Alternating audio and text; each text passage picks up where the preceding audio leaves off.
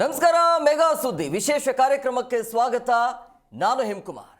ಇತ್ತೀಚೆಗೆ ಬಾಣಂತಿಯರ ಮರಣ ಮೃದಂಗ ಮುಂದುವರಿತಾ ಇದೆ, ಸರಣಿ ಸಾವಾಗ್ತಾ ಇದೆ. ಪ್ರಮುಖವಾಗಿ ಉತ್ತರ ಕರ್ನಾಟಕ ಭಾಗ ಅಂತ ಬಂದಾಗ ನೋಡಿ, ಬಳ್ಳಾರಿಯಲ್ಲಿ 9 ಜನ ಅಸ್ವಸ್ಥರಾಗಿರ್ತಾರೆ. ಇದ್ದಕ್ಕಿದ್ದಾಗೆ 5 ಜನ ಸರಣಿ ಸಾವಾಗಿರುವಂಥದ್ದು ಬಳ್ಳಾರಿಯ ಭಾಗದಲ್ಲಿ.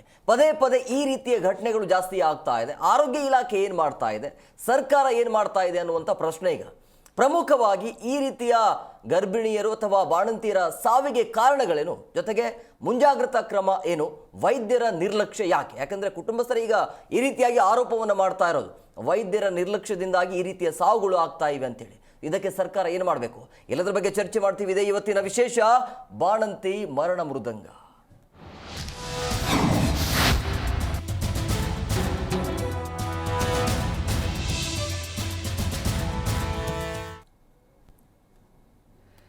ಬಳ್ಳಾರಿಯಲ್ಲಿ ಬಾಣಂತಿಯ ಮರಣ ಮೃದಂಗ ಮುಂದುವರಿತಾ ಇದೆ, ಸರಣಿ ಸಾವಾಗ್ತಾ ಇದೆ. ಇತ್ತೀಚೆಗೆ ಕಳೆದ 5 ತಿಂಗಳಿಂದ ಈ ಕ್ಷಣದ ವರದಿಯನ್ನು ನೋಡ್ತಾ ಇದ್ರೆ 245 ದಾಟಿದೆ ಈ ರೀತಿಯ ಬಾಣಂತಿಯ ಸಾವಿನ ಸಂಖ್ಯೆ. ಸೊ ಬಳ್ಳಾರಿಯಲ್ಲಿ ಬಾಣಂತಿಯರ ಮರಣ ಮೃದಂಗ ಮುಂದುವರಿತಾ ಇರುವಂಥದ್ದು. ಬಿಮ್ಸ್ ಆಸ್ಪತ್ರೆಯಲ್ಲಿ ಬಾಣಂತಿಯರ ಸರಣಿ ಸಾವು ಆಗಿದೆ.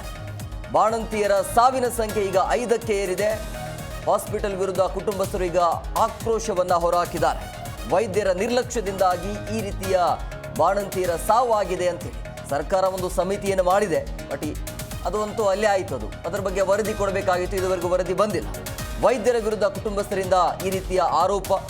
ಬಹು ಅಂಗಾಂಗ ವೈಫಲ್ಯದಿಂದ ಸಾವಿನ ಸಂಖ್ಯೆ ಹೆಚ್ಚಳ ಆಗ್ತಾ ಇದೆ ಅನ್ನುವಂಥ ಮಾಹಿತಿ ಸಿಗ್ತಾ ಇದೆ. ಅದು ಯಾಕೆ ಅನ್ನೋದ್ರ ಬಗ್ಗೆ ಚರ್ಚೆ ಮಾಡೋಣ. ಸೊ ಸಾವಿಗೆ ಈ ಪ್ರಮುಖವಾಗಿ IV ದ್ರಾವಣ ಕಾರಣ ಅಂತ ಹೇಳಲಾಗ್ತಾ ಇದೆ. ಅದು ಕೂಡ ಸಾಧ್ಯನಾ, ಅದು ಹೇಗೆ, ಏನು ಎತ್ತ ಅನ್ನೋದ್ರ ಬಗ್ಗೆ ಸುದೀರ್ಘವಾಗಿ ಚರ್ಚೆ ಮಾಡೋಣ. ಪ್ರಮುಖವಾಗಿ ಇಲ್ಲಿ ಉತ್ತರ ಕರ್ನಾಟಕ ಭಾಗದಲ್ಲಿ ಈ ರೀತಿಯ ಗರ್ಭಿಣಿಯರ ಸಾವಿನ ಸಂಖ್ಯೆ ಹೆಚ್ಚಳ ಆಗ್ತಾ ಇದೆ. ಪ್ರಮುಖ ಕಾರಣ ಏನು ಅಂತಂದರೆ, ಮೂಢನಂಬಿಕೆ ಏನಾದರೂ ಕಾರಣ ಆಗ್ತಾ ಇದೆಯಾ, ಅಥವಾ ಬಾಲ್ಯ ವಿವಾಹ ಏನಾದರೂ ಕಾರಣ ಆಗ್ತಾ ಇದೆಯಾ?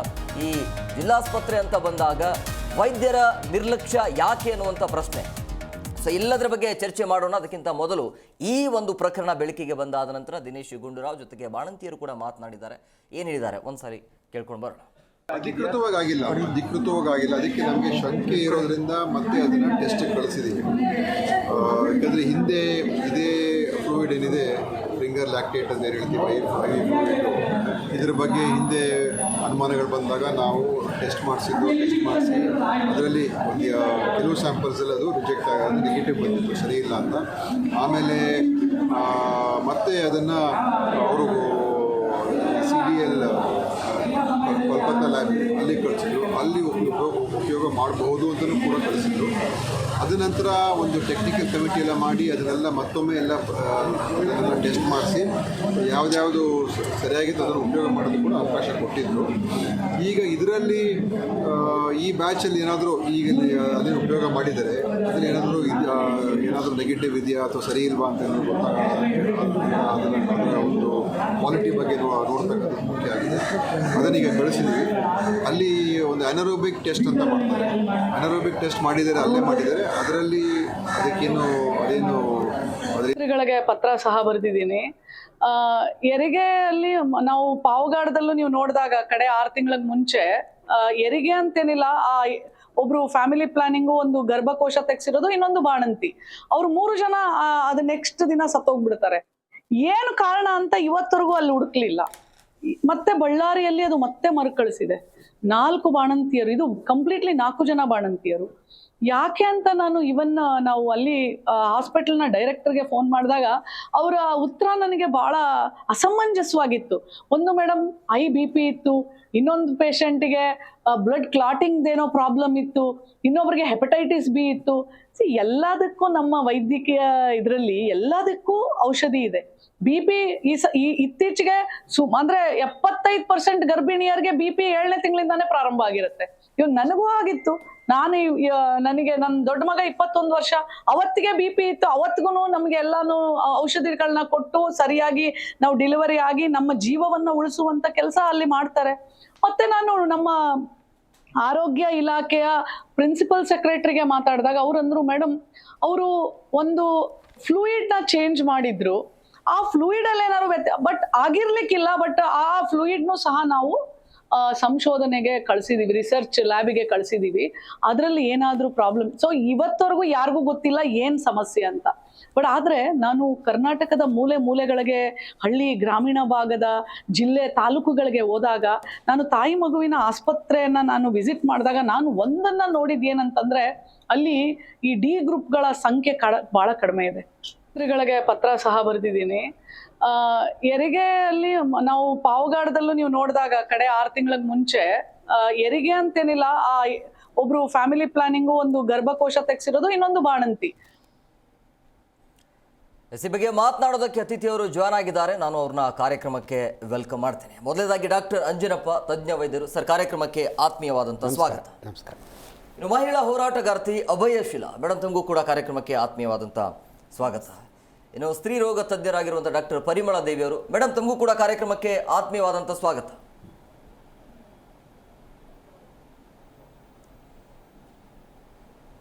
ಎಸ್ ಅಂಜನಪ್ಪ ಸರ್, ನಿಮ್ಮ ಹತ್ರನೇ ಬರ್ತೀನಿ. ಈ ವರದಿಯನ್ನು ನೋಡಿದಾಗ, ಕಳೆದ 5 ತಿಂಗಳಿಂದ ಈ ಕ್ಷಣದ ವರದಿಯನ್ನು ನೋಡಿದಾಗ 250 ಸಂಖ್ಯೆ ದಾಟಿದೆ ಸರ್, ಈ ಬಾಣಂತಿಯರ ಸಾವಿನ ಸಂಖ್ಯೆ.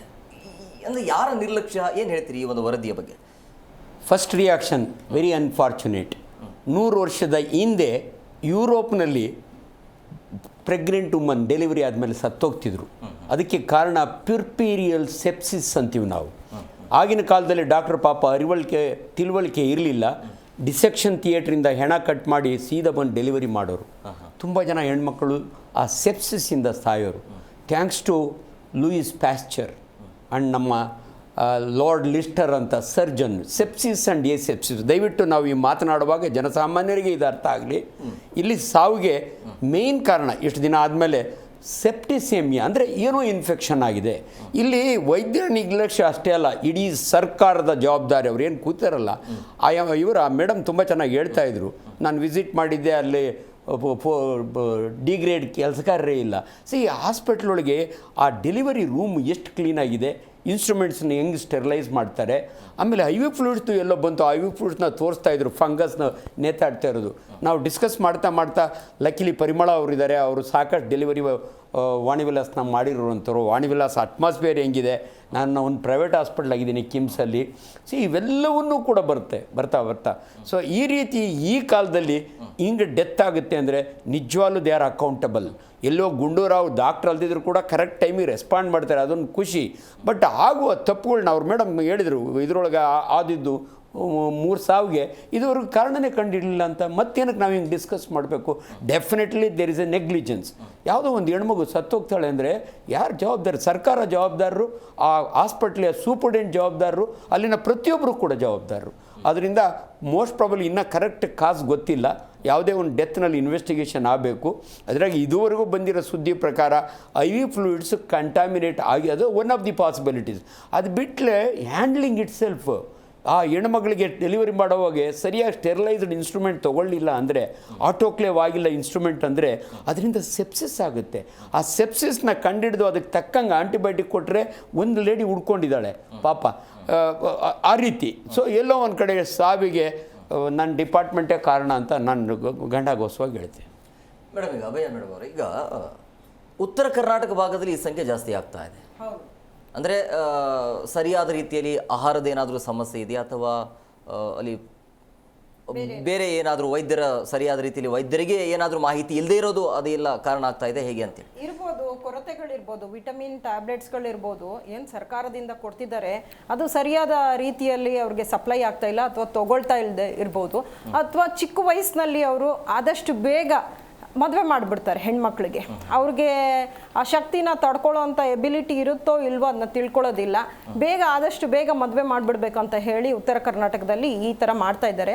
ಇದರಿಂದನೂ ಒಂದು ಕಾರಣ ಇರ್ಬೋದು. ಮತ್ತು ವೈದ್ಯರ ನಿರ್ಲಕ್ಷ್ಯ, ಹೇಗೆ ಡಾಕ್ಟ್ರು ಹೇಳಿದ್ರು, ನಿರ್ಲಕ್ಷ್ಯದಿಂದ ಇದು ಆಗಿರೋಂಥ ಅವ್ಯವಸ್ಥೆ. ಯಾಕೆ ಯಾವಾಗಲೂ ಆಗ್ತಾ ಇಲ್ಲ? ಈ ನಿರ್ಲಕ್ಷ್ಯ ಮಾಡಿರೋದ್ರಿಂದ ಈ ಬಾಣಂತಿಯರು ಈ ರೀತಿ ಸಾವಿಗೀಡಾಗ್ತಾ ಇದ್ದಾರೆ.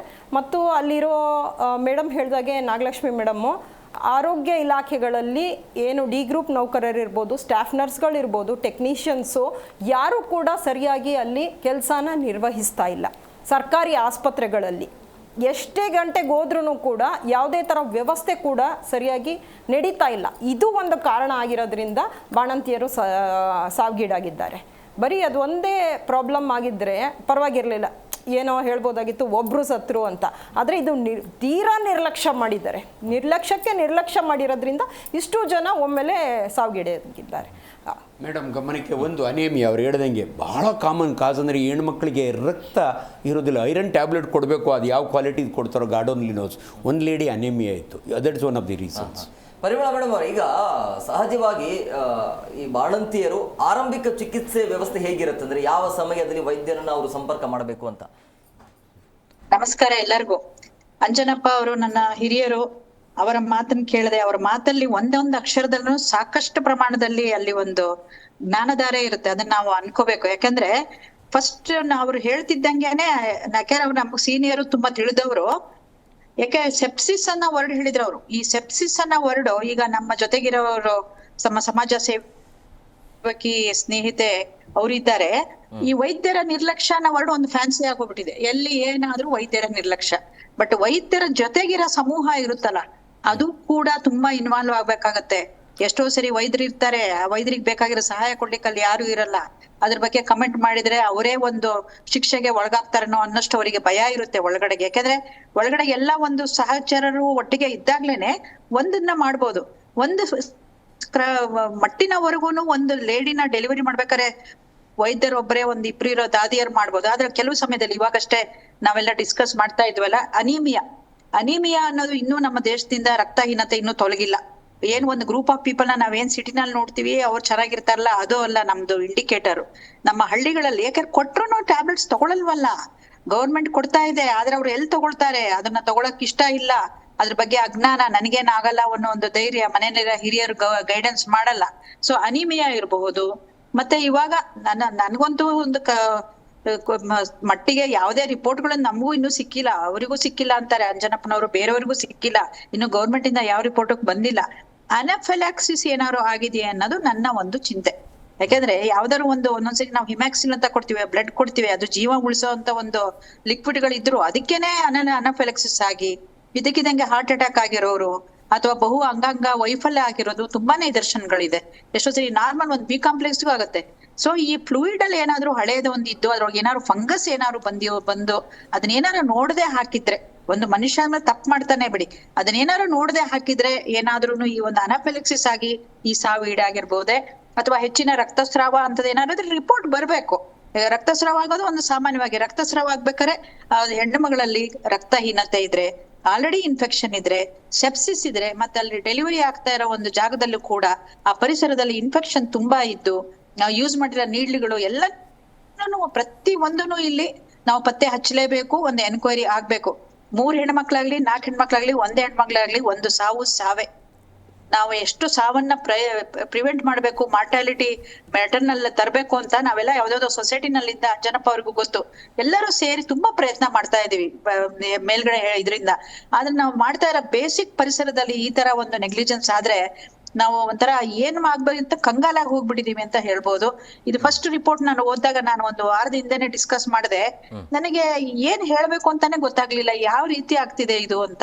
ಬಟ್ ನಾವು ಪ್ರತಿಯೊಬ್ಬರು ನಮ್ಮ ಒಂದು ಆತ್ಮನ ನಾವು ಅದಕ್ಕೆ ನಿಜವಾಗ್ಲೂ ಸೇವೆ ಮಾಡ್ಬೇಕು ಅನ್ಕೊಂಡು ನಾವು ಮಾಡಿದಾಗ ಮಾತ್ರ ಇದನ್ನೆಲ್ಲ ವೈಪರೀತ್ಯಗಳನ್ನ ನಾವು ತಡೆಗಟ್ಟಬಹುದು. ಸೊ ಇದ್ರ ಬಗ್ಗೆ ಹೆಚ್ಚಿನ ಒಂದು ಮಾಹಿತಿ ನಮ್ಗೆ ಸಿಗುತ್ತೆ. ನಾವು ಆದಷ್ಟು ಎಲ್ಲರನ್ನೂ ಒಟ್ಟಾಗಿ ನಾವು ಈ ಮಹಿಳೆಯರನ್ನ ಕಾಪಾಡ್ಲಿಕ್ಕೆ ಮುಂದೆ ಹೆಚ್ಚಿನ ಒಂದು ಸೇವೆ ಮಾಡಲೇಬೇಕು ಅಂತ ನಾನು ಹೇಳಿಕ್ ಬಯಸ್ತೀನಿ. ಇನ್ನು ಕಾರಣ ಗೊತ್ತಿಲ್ಲ, ಇದ್ರ ಬಗ್ಗೆ ಕಾರಣ ಗೊತ್ತಿಲ್ಲ ಮಾತ್ರ. ಅನಾಫಿಲಾಕ್ಸಿಸ್ ಇರ್ಬೋದು ಅನ್ನೋದು ನನ್ನ ಒಂದು ಸಿದ್ಧಾಂತ ಅಷ್ಟೇ. ಎಸ್. ಈಗ ಪ್ರಾಥಮಿಕ ಆರೋಗ್ಯ ಕೇಂದ್ರದಲ್ಲಿ ಸರಿಯಾದ ರೀತಿಯಲ್ಲಿ ವ್ಯವಸ್ಥೆ ಇಲ್ಲದೆ ಇರೋದು ಇದು ಒಂದು ಕಾರಣ ಆಗ್ತಾ ಇದೆಯಾ? 100%. ನನಗೆ ಹೊಟ್ಟೆ ಉರಿಯೋದು ಏನಂದ್ರೆ, ನಾನು ಕನ್ಸರ್ನ್ ಸ್ಪೆಷಲಿಸ್ಟ್ ನಮ್ಮ ಪರಿಮಳ ಕೇಂದ್ರದಲ್ಲಿ ಒಂದು 6-7 ವರ್ಷ ಕೆಲಸ ಮಾಡಿರೋಳು ನಾನು ಬಿಗಿನಿಂಗ್ ಆಫ್ ಸರ್ವಿಸ್ ಅಲ್ಲಿ. ಈಗ ಇದು ನನ್ನ 40ನೇ ವರ್ಷ ಸರ್ವಿಸ್. ನಾನು PHC PHU ಇಂತಲ್ಲೆಲ್ಲ ಕೆಲಸ ಮಾಡಿದವಳು ನಾನು. ಅಲ್ಲಿ ಅನುಭವಿಸಿರೋ ಕಷ್ಟಗಳು ಅಂದ್ರೆ ಅಷ್ಟಿಷ್ಟಲ್ಲ. ಯಾಕಂದ್ರೆ ಯಾವ್ದನ್ನು ನಮ್ಗೆ ಅಲ್ಲಿ ಸರಿಯಾಗಿ ಸಿಗಲ್ಲ, ಇದ್ದಂಗೆ ಹೇಳ್ಬೇಕು. ಇವಾಗ ಎಷ್ಟೋ ರಿಫಾರ್ಮೇಶನ್ ಆಗಿರ್ಬೋದು, ಬಟ್ ನಾನು ಮಾಡ್ತೇವೆ ಒಂದು 2 decades ಬ್ಯಾಕ್ ಅಂತೂ ಒಂದೊಂದೊಂದು ತರಬೇಕಾದ್ರೂ 1 ಗಂಟೆ ನಾವ್ ಅಂತೀವಿ. ಒಂದು ಬ್ಲೀಡಿಂಗ್ ಆಯ್ತು ಅಂದ್ರೆ 60 seconds ಅನ್ನೋದು ನಮ್ಗೆ ಗೋಲ್ಡನ್ ಅವರ್ ಅಂತೀವಿ, 1 minute. ಅಂತ ಒಂದು ಸಮಯದಲ್ಲಿ ಒಂದೊಂದ್ ಔಷಧಿನೂ, ಆಮೇಲೆ ಒಂದು ಔಷಧಿ ಬರ್ಬೇಕಾದ್ರೆ ಸಾಟರ್ಡೆ ಸಂಡೇ ಕಳೆದು ಮತ್ತೆ 3-4 ದಿವಸಗಳು ಆಗ್ಬೇಕು ಒಂದು ಔಷಧಿ, ಮತ್ತೆ ಅದು ಡಿಸ್ಟ್ರಿಕ್ಟ್ ಹಾಸ್ಪಿಟಲ್ ಇಂದ ಬರ್ಬೇಕು ಅಂದ್ರೆ. ಸೊ ಸಾಕಷ್ಟು ಕಾರಣಗಳು ಇರಬಹುದು. ಇದು ಒಂದು ಚಕ್ರವ್ಯೂಹ ತರ ಇದನ್ನ ಭೇದಿಸ್ಲೇಬೇಕು ಅಂತೀನಿ. ಏನಂತೀರಾ ಅಂಜನಪ್ಪ ಅವ್ರೆ ತಾವು? ವೇರಮ್ಮ, ನಿಜವಾಗ್ಲೂ ಡಿಸಿಪ್ಲಿನ್ ಇಲ್ಲದೆ ಇರೋದು. ನನಗೆ ಭಾಳ ದುಃಖ ಅನ್ಸೋದು ಅಂದರೆ, ನಾನು MBBS ಮಾಡಿದ ಕಾಲೇಜನ್ನು ತೋರಿಸ್ತಾ ಇದ್ದಾರೆ ಬಳ್ಳಾರಿಯಲ್ಲಿ 1979ರಲ್ಲಿ. ನಾನು ಅಲ್ಲಿಂದಾನೇ ಡಾಕ್ಟರ್ ಆಗಿ ಬಂದವನು. ನಿಜವಲ್ಲ ಅವ್ರ ಅನುಭವ, ನಾವಿಬ್ಬರು ಅಮ್ಮ ನಮ್ಮ ಅನುಭವನ ನೇರವಾಗಿ ಹೇಳೋಣ. ಯಾರು ಏನಾದರೂ ಮಿಸ್ಟೇಕ್ ಮಾಡ್ಕೊಂಡು, ನಿಜವಾಗ್ಲೂ ಸರ್ ಪೆಥೆಟಿಕ್. ಈ ಮೆಡಿಕಲ್ ಕಾಲೇಜ್ನಲ್ಲಿ ಹಿಂಗಾದರೆ ಇಮ್ಯಾಜಿನ್ ಮಾಡ್ಕೊಳ್ಳಿ, ಒಂದು PHC ಅಂತ ಇರುತ್ತೆ, ಅಲ್ಲಿ ಏನೂ ಇರೋದಿಲ್ಲ ಸರ್. ಎಷ್ಟೋ ಸಾರಿ ಕರೆಂಟೇ ಇರಲ್ಲ, ಇನ್ಸ್ಟ್ರೂಮೆಂಟ್ಸ್ ಬಾಯ್ಲ್ ಮಾಡೋಕ್ಕಾಗಲ್ಲ, ಆಟೋಕ್ಲೇವ್ನ ಆನ್ ಮಾಡೋಕ್ಕೆ ಆಗಲ್ಲ. ಆಟೋಕ್ಲೇವಿಂಗ್ ಅಂದರೆ ಭಾಳ ಜನಕ್ಕೆ ಇದು ಗೊತ್ತಿರಲ್ಲ. ಬರೀ ಬಾಯ್ಲಿಂಗ್ ಮಾಡಿದರೆ ಬ್ಯಾಕ್ಟೀರಿಯಾ ಸತ್ತೋಗ್ತವೆ. ಆದರೆ ಆಟೋಕ್ಲೇವ್ ಮಾಡಲಿಲ್ಲ ಅಂದರೆ ಧನುರ್ವಾಯು ಕಾಯಿಲೆ ಬರುತ್ತೆ. ಎಷ್ಟೋ ಜನ ಧನುರ್ವಾಯು ಕಾಯಿಲೆಯಿಂದ ಸತ್ತೋಗಿರೋರು ನಾವು ನೋಡಿರ್ತೀವಿ. ಆಮೇಲೆ ಜನಗಳದ್ದು ಒಂದು ತಪ್ಪು, ಮೇಡಮ್ ಹೇಳ್ದಂಗೆ ಫ್ರೀ ಕೊಟ್ಟರೆ ಜನಗಳಿಗೆ ಬಿಸಾಕ್ತಾರೆ ರೀ. ಐರನ್ ಟ್ಯಾಬ್ಲೆಟು ತೊಗೋಬೇಕಮ್ಮ, ಆದರೆ ಅವ್ರಿಗೇನೋ ಒಂದು ತಪ್ಪು ನಂಬಿಕೆ, ಅವ್ರದ್ದೇ ಆದ ಮೂಢನಂಬಿಕೆ, ಇವೆಲ್ಲ ತೊಗೊಂಡ್ರೆ ಯಾಕೆ ತೊಗೊಳ್ಳೋದ್ರೆ ಗೊತ್ತಾಗಲ್ಲ. ಇದು ಈ ಪರ್ಟಿಕ್ಯುಲರ್ ಡಿಸ್ಕಷನ್ನಲ್ಲಿ ಅನೇಕ ಕಾಸಸ್ ಬರ್ತಾವೆ ಸರ್. ಮೊದಲು ಇನ್ಫ್ರಾಸ್ಟ್ರಕ್ಚರ್, ಎಲ್ಲೋ ಹೋಗಿ ದನಿನ್ ಕೊಟ್ಟಿಗೆ ಒಳಗೆ ಹಾಸ್ಪಿಟ್ಲ್ ಮಾಡಿರ್ತಾರೆ, ಅಲ್ಲಿ ಕಸ ಗುಡಿಸೋರು ಇರಲ್ಲ. ಸ್ಟೆರಿಲೈಸೇಷನ್ ಸರ್, ಎಂಥ ಮೆಡಿಕಲ್ನ ಮೊದಲೆಲ್ಲ ಈ ಸಿರಿಂಜ್ಗಳನ್ನ ಬಾಯ್ಲ್ ಮಾಡಿ ಇಂಜೆಕ್ಷನ್ ಹಾಕ್ಯೇವಿ. ಲಕ್ಕಿಲಿ ಇವತ್ತು ಡಿಸ್ಪೋಸಬಲ್ ಸಿರಿಂಜ್ ಇದ್ದಾವೆ. ಬಟ್ ಗ್ಲೂಕೋಸ್ ಹೇಳಿದಾರಲ್ಲ, ಆ ಸಪ್ಲೈ ಮಾಡ್ತಾರಲ್ಲ, ಎಲ್ಲೋ ತಂದು ಅಲ್ಲಿ ಬಿಸಾಕಿರ್ತಾರೆ, ಅವ್ನು ಇಡೋಕ್ಕೂ ಕರೆಕ್ಟ್ ಜಾಗ ಇರಲ್ಲ. ಆಮೇಲೆ ಒಂದು ಪರ್ಟಿಕ್ಯುಲರ್ ಬ್ಯಾಚ್, ದಿನೇಶ್ ಗುಂಡೂರಾವ್ ಅದೇ ಮಾತಾಡ್ತಿದ್ರು, ಈ ಪರ್ಟಿಕ್ಯುಲರ್ ಬ್ಯಾಚ್ಗಳಿಗೆ ಏನೋ ಪ್ರಾಬ್ಲಮ್ ಇದೆ ಅಂತ ಬಂದು. ಇನ್ಫ್ಯಾಕ್ಟ್ ನಾವು ಪೆನ್ಸಿಲಿನ್ ಕೊಡೋವಾಗ ಒಂದು ಪರ್ಟಿಕ್ಯುಲರ್ ಬ್ಯಾಚ್ನಲ್ಲಿ ರಿಯಾಕ್ಷನ್ ಬಗ್ಗೆ ಹೇಳಿದರು ಮೇಡಮ್. ಇದು ಭಾಳ ಜನಕ್ಕೆ ಅರ್ಥ ಆಗಲ್ಲ. ಅನಫಿಲಾಕ್ಸಿಸ್ ಅಂದರೆ ಆ ಗ್ಲೂಕೋಸ್ ಕೊಟ್ಟಾಗೆ ಬಾಡಿಯಲ್ಲಿ ರಿಯಾಕ್ಷನ್ ಆಗಿ ಅಲ್ಟಿಮೇಟ್ಲಿ ಏನಂದರೆ ಒಂದಕ್ಕೊಂದು ಲಿಂಕ್ ಸರ್, ಮಲ್ಟಿಪಲ್ ಆರ್ಗನ್ ಫೇಲ್ಯೂರ್ಗೆ ಹೋಗ್ಬಿಡ್ತಾರೆ ಸೆಪ್ಸಿಸ್ನಿಂದ. ಸೊ ಇವೆಲ್ಲವೂ ಕಾರಣ. ಇದಕ್ಕೆ ಕಾರಣ ಡಾಕ್ಟ್ರ್ ಒಬ್ಬರೇ ಅಲ್ಲ, there is no doubt in it. ಆ ಹಾಸ್ಪಿಟ್ಲೊಳಗೆ ಹೆಡ್ ಇದ್ದರೂ ಕೂಡ ಸರ್ ಯಾರು ಅವ್ರ ಮಾತು ಕೇಳಲ್ಲ ಸರ್. ನಾನು ಹಳ್ಳಿಯಿಂದ ಬಂದಿರೋ ಹೇಳ್ತೀನಿ ಕೇಳಿ, ಅಲ್ಲಿನ ಚೇರ್ಮನ್ ಅಲ್ಲಿರೋ ನರ್ಸ್ನ ಅವ್ರ ಮನೆಗೆ ಅವ್ನ ಹೆಂಡ್ತಿಗೆ ಇಂಜೆಕ್ಷನ್ ಕೊಡೋಕೆ ಕರೀತಾನೆ. ಇಲ್ಲಿ ಯಾರೋ ಡೆಲಿವರಿ ಬಂದು ಬೈಕೋತಾ ಇರ್ತಾರೆ. ಇದನ್ನ ಎಲ್ಲರೂ ಕೇಳಿಸ್ಕೊಳ್ಳಿ. It is happen. ನಾನು ವರ್ಕ್ ಮಾಡಿರೋ ಜಾಗದಾಗ ನಿಮ್ಗೆ ಹೇಳ್ತೀನಿ, ಗೌರಿಬಿದನೂರಿನಾಗೆ. ಸೊ ಆ ಇರೋ ಒಬ್ಬಳು ನರ್ಸ್ ಇರ್ತಾಳೆ, ಆ ಅಮ್ಮನ ಅವ್ರ ಮನೆಯೊಳಗೆ ಬಂದು ಯಾರಿಗೋ ಇಂಜೆಕ್ಷನ್ ಹಾಕಿ ಕರೀತಾರೆ. ಆ ಟೈಮ್ನಾಗ ಒಂದು ಡೆಲಿವರಿ ಪೇಷಂಟ್ ಬಂದರೆ ಅಟೆಂಡ್ ಮಾಡೋರು ಯಾರು? ಇಂಥ ಅನೇಕ ತಾಪತ್ರೆಗಳನ್ನ PPH ಅಂತೀವಿ ಸರ್. ಒಂದು ಹೆಣ್ಮಗಳು ಡೆಲಿವರಿ ಆದಮೇಲೆ ಹೆಂಗೆ ಬ್ಲೀಡ್ ಆಗ್ತಾರೆ ಅಂದರೆ ಒಳ್ಳೆ ಟ್ಯಾಪ್ನಾಗ ಓದಂಗೆ ಹೋಗುತ್ತೆ. ಎಷ್ಟೋ ಜನ ಪೋಸ್ಟ್ ಪಾರ್ಟಮ್ ಹೆಮರೇಜ್ ಅಂತೀವಿ ನಾವು ಮೇಡಮ್, ಅವೆಲ್ಲ ಮ್ಯಾನೇಜ್ ಮಾಡಿರ್ತಾರೆ. ಇವೆಲ್ಲವನ್ನು ಮ್ಯಾನೇಜ್ ಮಾಡಬೇಕಾದ್ರೆ ಟೀಮ್ ಬೇಕು ಸರ್, ಅನಸ್ಥೆಟಿಸ್ಟ್ ಬೇಕು, ಅಲ್ಲಿ ಒಳ್ಳೆ ಟೆಕ್ನಿಷಿಯನ್ ಬೇಕು. ಇವೆಲ್ಲ ಎಲ್ಲಿ ಬರ್ತಾವೆ? ಆಗಲ್ಲ. ಬಟ್ ಏನಂದರೆ ನಮಗೆ ದುಃಖ, ಮೆಡಿಕಲ್ ಕಾಲೇಜ್ನಲ್ಲಿ ಬಿಮ್ಸ್ನಲ್ಲಿ ಆಗಿದೆಯಲ್ಲ, ಇದು ಭಾಳ ವೆರಿ ಅನ್ಫಾರ್ಚುನೇಟ್. ನುರಿತ ವೈದ್ಯರು ಇಲ್ಲದೆ ಇರೋದು. ಇಲ್ಲಿದ್ದಾರೆ ನುರಿತ ವೈದ್ಯರು, ಇದು ಮೆಡಿಕಲ್ ಕಾಲೇಜ್ ಹಾಸ್ಪಿಟಲ್. ಬಟ್ ಅವ್ರಿಗೆ ಟೆಕ್ನಿಕಲ್ ಪ್ರೊಫೆಸರ್ಸ್ ಇರ್ತಾರಲ್ಲ ಸರ್, ಅವರಿಂದಾನೇ ವಿದ್ಯೆ ಕಲಿಯೋದು ಸ್ಟೂಡೆಂಟ್ಸ್. ಹಂಗಾಗಿ ಅಲ್ಟಿಮೇಟ್ ಎಲ್ಲರೂ ಇರ್ತಾರೆ ಅಲ್ಲಿ, ಒಬ್ರು ಪ್ರಾಧ್ಯಾಪಕರಲ್ಲ, 4-5 ಪ್ರಾಧ್ಯಾಪಕರು ಆಗಿದೆ ಅಂದ್ರೆ government should be held responsible. ವಿಷಾದನೀಯ ಇದು, ತುಂಬಾ ವಿಷಾದನೀಯ. ಅಭಯ ಮೇಡಮ್, ಈಗ ಸಹಜವಾಗಿ ಈ ಸರ್ಕಾರಿ ಜಿಲ್ಲಾಸ್ಪತ್ರೆ ಅಂತ ಬಂದಾಗ ಈ ರೀತಿಯ ಆ ಭಾಗದಲ್ಲಿ ಹಿಂಗಾದಾಗ ಇನ್ನು ಜನ ಅಸಹಜವಾಗಿ ಬಡವರು ಎಲ್ಲಿ ಹೋಗಬೇಕು ಅಂತೇಳಿ ಸಹಜವಾಗಿ ಭಯ ಆಗುತ್ತೆ. ಇದು ಒಂದು ಮೆಡಿಕಲ್ ಮಾಫಿಯಾ ಥರ. ಏನು ಸರ್ಕಾರಿ ವೈದ್ಯಾಧಿಕಾರಿಗಳು ಇರ್ತಾರೆ, ಆ ವೈದ್ಯಾಧಿಕಾರಿಗಳು ಮೆಡಿಸಿನ್ಸ್ ಆಗಲಿ ಬೇರೆ ಇನ್ಸ್ಟ್ರೂಮೆಂಟ್ಸು ಏನಕ್ಕೆ ಬೇಕಾಗಿದೆ ಆಸ್ಪತ್ರೆಗಳಿಗೆ, ಅದರ ಸಪ್ಲೈ ಕೂಡ ಸರ್ ಹೇಳ್ದಂಗೆ ಡಿಲೇ ಆಗ್ತಾ ಇದೆ. ಮತ್ತು ಅದು ಸ್ಟೆರಿಲೈಸ್ ಮಾಡಬೇಕು, ಅದಕ್ಕೆ ಆದಂಥ ಪ್ರೊಸೀಜರ್ಸ್ ಎಲ್ಲ ಇರುತ್ತೆ. ಎಂಪ್ಲಾಯೀಸು ಕೂಡ ಅದಕ್ಕೆ ಕಾನ್ಸಂಟ್ರೇಟ್ ಮಾಡಿ ವರ್ಕ್ ಮಾಡಬೇಕು. ವೈದ್ಯರು ಮಾತ್ರ ಇದಕ್ಕೆ ಕಾರಣರಲ್ಲ, ಅಲ್ಲಿರುವಂತಹ ಎಲ್ಲ ಆಸ್ಪತ್ರೆಯ ಸಿಬ್ಬಂದಿ ವರ್ಗ ಯಾರು ಇದರಲ್ಲಿ ಇದ್ದಾರೆ, ಮತ್ತು ಇನ್ಕ್ಲೂಡಿಂಗ್ ಯಾರು ತಾಯಂದಿರೋ ಮರಣ ಹೊಂದಿದ್ದಾರೆ, ಅವರು ಟ್ಯಾಬ್ಲೆಟ್ಸ್ ತೊಗೊಳ್ದೆ, ಇನ್ನೊಂದು ನಿಮಗೆ ಕೇರ್ ತೊಗೊಳ್ದೆ ಇರೋದ್ರಿಂದ ಇವೆಲ್ಲ ಆಗೋದಕ್ಕೆ ಆಗೋಗಿದೆ ಸರ್. ಆದರೆ ಸರ್ಕಾರ ಇದ್ರ ಬಗ್ಗೆ ಗಮನ ಹರಿಸ್ಬೇಕು. ಏನು ನಡೀತಾ ಇದೆ, ಮೆಡಿಕಲ್ ಮಾಫಿಯಾ ಯಾವ ರೀತಿ ನಡೀತಾ ಇದೆ ಅನ್ನೋದ್ರ ಬಗ್ಗೆ ಸರ್ಕಾರ ವೈದ್ಯಾಧಿಕಾರಿಗಳನ್ನು ಕರೆಸಿ ಇವಾಗ ಒಂದು ತುರ್ತಾಗಿ ಒಂದು ಸಭೆ ಕರೆದು ಮಾತಾಡಬೇಕು ಸರ್ ಇದ್ರ ಬಗ್ಗೆ. ಪರಿಮಳ ಮೇಡಮ್ ಅವರೇ, ಈ ಒಂಥರ ಮೆಡಿಕಲ್ ಮಾಫಿಯಾ ಅಂತ ಅನ್ಸುತ್ತಾ? ಅದ್ರ ಬಗ್ಗೆ ಹೇಳಲಿಕ್ಕೆ ಕಷ್ಟ ಸರ್. ನಾವು ನಮ್ಮ ಕೆಲಸ ನಾವು ಮಾಡ್ಕೊಂಡಿರೋರು ಇಲ್ಲಿ, ಅದನ್ನ ಹಾಗೆ ಹೇಳಲಿಕ್ಕೆ ಬರಲ್ಲ ಸರ್. ಕಷ್ಟ ಆಗುತ್ತೆ ಸರ್, ಯಾಕಂದ್ರೆ ಎಲ್ಲ ಅಧಿಕಾರಿಗಳು ಅದರಲ್ಲಿ ಇನ್ವಾಲ್ವ್ ಆಗಿರ್ತಾರೆ. ಇದ್ದೇ ಇದೆ ಮೆಡಿಕಲ್ ಮಾಫಿಯಾ ಅಂತೂ ಇದ್ದೇ ಇದೆ ಒಳಗಡೆ ಅಂತೂ ಸರ್ಕಾರಿ ಆಸ್ಪತ್ರೆಗಳಲ್ಲಿ. ಸಾವಿಗೆ ಹೊಣೆ ಯಾರು ಅಂತ? ಈಗ ಅದು ಹಂಗ್ ಹೇಳ್ಬೇಕಾದ್ರೆ ತುಂಬಾನೇ ಬರುತ್ತೆ ಸರ್. ನಾವ್ ಹಾಗೆ ಹೇಳ್ಲಿಕ್ ಬರಲ್ಲ. ಎಷ್ಟೋ ಜನ ನ್ಯಾಯವಾಗಿ ಕೆಲಸ ಮಾಡ್ಕೊಂಡಿರೋರು ಇದಾರೆ. ಯಾಕಂದ್ರೆ ಒಂದ್ ಆಸ್ಪತ್ರೆ ನಡಿಬೇಕು ಅಂದ್ರೆ ಒಬ್ರಲ್ಲ ಇಬ್ರಲ್ಲ ಸಾವಿರಾರು ಜನ ಇನ್ವಾಲ್ವ್ ಆಗಿರ್ತಾರೆ. ಸೊ ನಾವ್ ಒಂದೇ ಸರಿಗೆ ಆತರ ಒಂದು ಏನೋ ಒಂದು ನಿರ್ಣಯ ಕೊಡೋದು ಕಷ್ಟ. ನಾನು ಅದ್ರ ಬಗ್ಗೆ ಏನು ಹೇಳಾರೆ. ನಮ್ಗೆ ಫಸ್ಟ್ ಮೇಡಮ್ ಅವ್ರು ನಾ ಹೇಳ್ತೀನಿ ಕೇಳಿ. ಸರ್ಕಾರಿ ಆಸ್ಪತ್ರೆಯಲ್ಲಿ ಅಧಿಕಾರಿಗಳಿಂದ ನಾನು ಕೂಡ ಇದೆ. ಬೋರಿಂಗ್ ಹಾಸ್ಪಿಟಲ್ 5 ವರ್ಷ ಸರ್ಜನು, 1 ವರ್ಷ ವಿಕ್ಟೋರಿಯಾ, 5 ವರ್ಷ Jayanagar general hospital through Kempegowda. But definitely when we are in service, ಇವಾಗ ನಾನು ಔಟ್ ಆಫ್ ಸರ್ವಿಸು ಇರೋದನ್ನ ಇದ್ದಂಗೆ ಮಾತಾಡ್ತೀವಿ. ಅವರು ಪಾಪ since she is in service I think ಸ್ವಲ್ಪ ಹೆಸಿಟೇಷನ್ ಇರುತ್ತೆ. ಅವ್ರು ಹೇಳ್ದಂಗೆ ನಾನು ಭಾಳ ಕಡೆ ಹೇಳಿದ್ದೀನಿ ಸರ್, ದಯವಿಟ್ಟು ಕಾಮನ್ ಪೀಪಲ್ಸು ಗೌರ್ಮೆಂಟ್ ಹಾಸ್ಪಿಟಲ್ನ ತೀರ ಕೆಟ್ಟದಾಗ ನೋಡಬೇಡಿ ಅಂತ. ಸಾಕಷ್ಟು ಒಳ್ಳೆ ಡಾಕ್ಟ್ರುಗಳು ವಾಣಿವಿಲಾಸ್ನಲ್ಲೂ ಇದ್ದಾರೆ. ಬಟ್ ನಾನೇನು ಹೇಳೋದು ಅಂದರೆ ಓವರಾಲ್ ಯಾರೋ ಒಂದು ಡಾಕ್ಟ್ರ್ ಮೇಲೆ ಇವತ್ತು ನೀವು ಪ್ರೈವೇಟ್ಗೆ ಹೋದ್ರಿ ಸರ್, ಒಂದು ಡೆಲಿವರಿ ಇವತ್ತು ಹೆಸರೇ ತೊಗೋತೀನಿ, Cloud9 ತೊಗೊಳ್ಳಿ ನೀವು, ನಾರ್ಮಲ್ ಡೆಲಿವರಿಗೆ 2.25 ಲಕ್ಷ ಚಾರ್ಜ್ ಮಾಡ್ತಾರೆ. ಬಡವರು ಎಲ್ಲಿ ಹೋಗಬೇಕು? ಸೊ ವಾಣಿವಿಲಾಸ್ಗೆ ಬರಬೇಕು. ಸೊ ಹಂಗಾಗಿ ದಯವಿಟ್ಟು ಇದು ಒಂಥರ ಸಿಕ್ಕಲ್ ಡಿಸ್ಕಷನ್ ಇದು. ಬಡವರಿಗೆ ಏನಾದರೂ ಒಂದು ನೆಮ್ಮದಿ ಸಿಗಂಗೆ ಸರ್ಕಾರ ಇನ್ನು ಸ್ವಲ್ಪ ಜವಾಬ್ದಾರಿ ತೊಗೊಂಡ್ರೆ ಇಂಥ ಸಾವುಗಳನ್ನ ತಪ್ಪಿಸ್ಬೋದು. ಬಟ್ ಈಗಾಗಿರೋ ಸಾವಿಗೆ ಡೆಫಿನೆಟ್ ಕಾಸ್ ಕಂಡುಹಿಡಿಬೇಕು. ಅದಕ್ಕೆ ಯಾರು ಕಾರಣನೋ ಅವರಿಗೆ ಪನಿಷ್ಮೆಂಟ್ ಆಗಬೇಕು.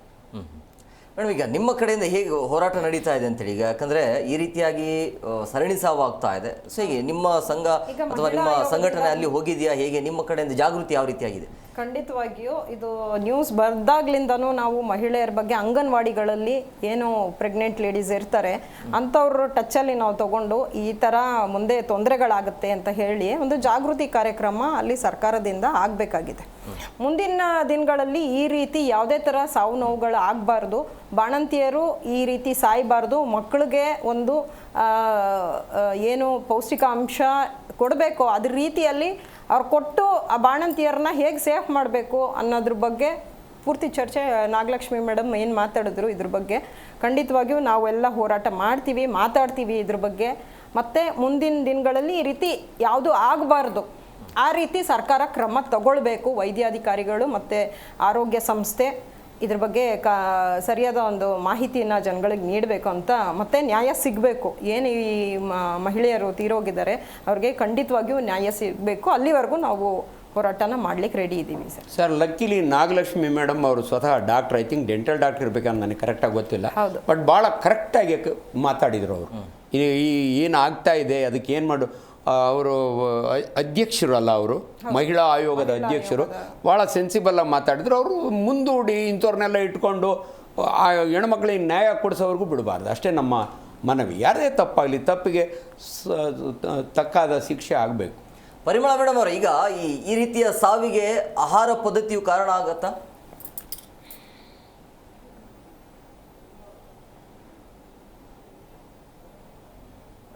ಸಂಪರ್ಕ ಇಲ್ಲ ಅನ್ಸುತ್ತೆ. ಇಲ್ಲ, ಈ ಕ್ವಶನ್ ಭಾಳ ಕರೆಕ್ಟಾಗಿದೆ. ಮೊದಲೆಲ್ಲ ನಾವು MBBS ಹೋದಾಗೆ ಹಳ್ಳಿ ಕಡೆಯಿಂದ ಬರುವ ಹೆಣ್ಮಕ್ಳಿಗೆ ಮೇಯ್ನ್ಲಿ ನ್ಯೂಟ್ರಿಷನಲ್ ಡಿಫಿಷಿಯನ್ಸಿ, ಕಾಲುಗಳು ಇಷ್ಟಪ್ಪ ಊದ್ಕೊಂಡಿರೋದು, BP ಜಾಸ್ತಿ ಇರೋದು, ಆ್ಯಂಡ್ ರೆಗ್ಯುಲರ್ ಚೆಕಪ್ ಮಾಡಿಸ್ಕೊತಿರಲಿಲ್ಲ. ಆ್ಯಂಡ್ ಕೊಟ್ಟ ಮಾತ್ರೆಗಳನ್ನ ತೊಗೊಳ್ತಿದ್ದಾಗೆ ನ್ಯಾಚುರಲಿ ಅವರು ಸಸೆಪ್ಟಿಬಲ್ ಅಂತೀವಿ ನಾವು, ಇಂಥವ್ರಿಗೆ ಕಾಂಪ್ಲಿಕೇಶನ್ಸ್ ಆಗೋದು ಕಾಮನ್.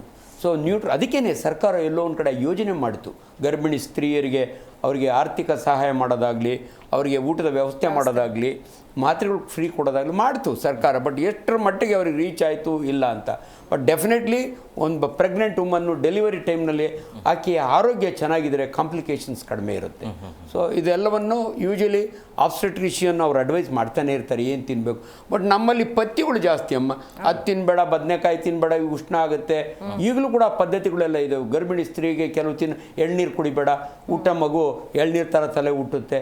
ನನಗೆ ಸರ್ಪ್ರೈಸ್ಡ್, ಒಬ್ಬರು ಜರ್ನಲಿಸ್ಟು ನನ್ನ ವೈಫ್ ಕ್ಲಾಸ್ಮೇಟ್ ಮನೆಗೆ ಬರ್ತಾರೆ, ಪ್ರೆಗ್ನೆಂಟ್ ಇದ್ದಾರೆ, ಅಮ್ಮ ಎಳ್ನೀರು ತರಿಸ್ಕೊಳ್ಳೋದು. ಅಯ್ಯೋ ಬೇಡ ಡಾಕ್ಟ್ರೆ, ನಮ್ಮ ಅಜ್ಜಿ ಹೇಳಿದ್ದಾರೆ ಹೆಣ್ಮಗ ಏನೋ ಹುಟ್ಟಿದೆ ತಲೆ ಒಳಗೆ ಕೂದಲೇ ಇರಲ್ಲ, ಎಳ್ನೀರು ಕುಡಿದು. ಈ ರೀತಿಯ ಮೂಢನಂಬಿಕೆಗಳು ಇವತ್ತು ಇದ್ದಾವೆ.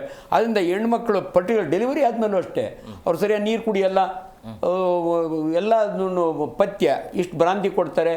ಇನ್ನೂ ಸದ್ಯ ಲಕ್ಕಿಲಿ ಅವ್ರ ಮನೆಗೆ ಹೋಗಿಲ್ಲ. ಮನೆಗೆ ಹೋದ್ಮೇಲೆ ಅನೇಕ ಹೆಣ್ಮಕ್ಳಿಗೆ ಹೊಟ್ಟೆ ತುಂಬ ಊಟ ಕೊಡೋದಿಲ್ಲ, ಕುಡಿಲಿಕ್ಕೆ ಹಾಲು ಕೊಡೋದಿಲ್ಲ, ಮಗುಗೆ ಹಾಲು ಬರಲ್ಲ. ಇವರ ಆರೋಗ್ಯನ ಈ ಪಥ್ಯಗಳು, ಇನ್ನು ಮೂಢನಂಬಿಕೆಗಳು ಅವೆಲ್ಲ ಹೋಗಬೇಕು ಎಲ್ಲೋ ಒಂದು ಕಡೆ. ಹೌದು ಸರ್ ಹೇಳಿದಾಗೆ ಮೂಢನಂಬಿಕೆಗಳು ಇನ್ನೂ ಹಳ್ಳಿ ಸೈಡು ಉತ್ತರ ಕರ್ನಾಟಕ ಇರ್ಬೋದು, ಬಳ್ಳಾರಿ, ಬೇರೆ ಬೇರೆ ಪ್ರಾಂತ್ಯದಲ್ಲಿ ಮೂಢನಂಬಿಕೆ ಇದೆ. ಅದು ಕೂಡ ಒಂದು ಕಾರಣನೇ. ಹೆಣ್ಮಕ್ಳಿಗೆ ಸರಿಯಾದ ಒಂದು ನ್ಯೂಟ್ರಿಷಿಯಸ್ ಫುಡ್ ಕೊಡುವಂಥದ್ದು, ಇದೇ ಥರದಲ್ಲಿ ಊಟ ಮಾಡಬೇಕು ಅನ್ನೋದು, ಮತ್ತು ಕಟ್ಟುನಿಟ್ಟು ನೀರು ಕೊಡೋದಿಲ್ಲ. ಈ ರೀತಿಯಿಂದಲೂ ಅವರು ತುಂಬ ಆರೋಗ್ಯದಲ್ಲಿ ಇದು ಕಳ್ಕೊಂಡಿರ್ತಾರೆ. ಅದರಿಂದನೂ ಕಾರಣ, ಇದು ಒಂದು ಕಾರಣ ಆಗಿರುತ್ತೆ.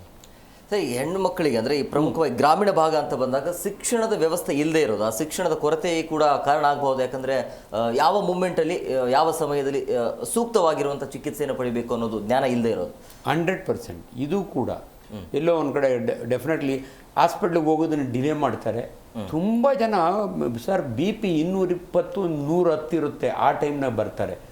ನಾವು ಏನಂತೀವಿ, ಇವನ್ನೆಲ್ಲವನ್ನು ಅವ್ರು ಮೊದಲೇ ತೋರಿಸ್ಕೊಂಡಿದ್ರೆ ಡೆಲಿವರಿ ಟೈಮ್ನಾಗ ಕಾಂಪ್ಲಿಕೇಶನ್ಸ್ ಕಡಿಮೆ. ಪರ್ಟಿಕ್ಯುಲರ್ಲಿ ಹೈಪರ್ ಟೆನ್ಷನ್, ತುಂಬ ಹೆಣ್ಮಕ್ಳಿಗೆ ಥೈರಾಯ್ಡ್ ಪ್ರಾಬ್ಲಮ್ ಇರುತ್ತೆ.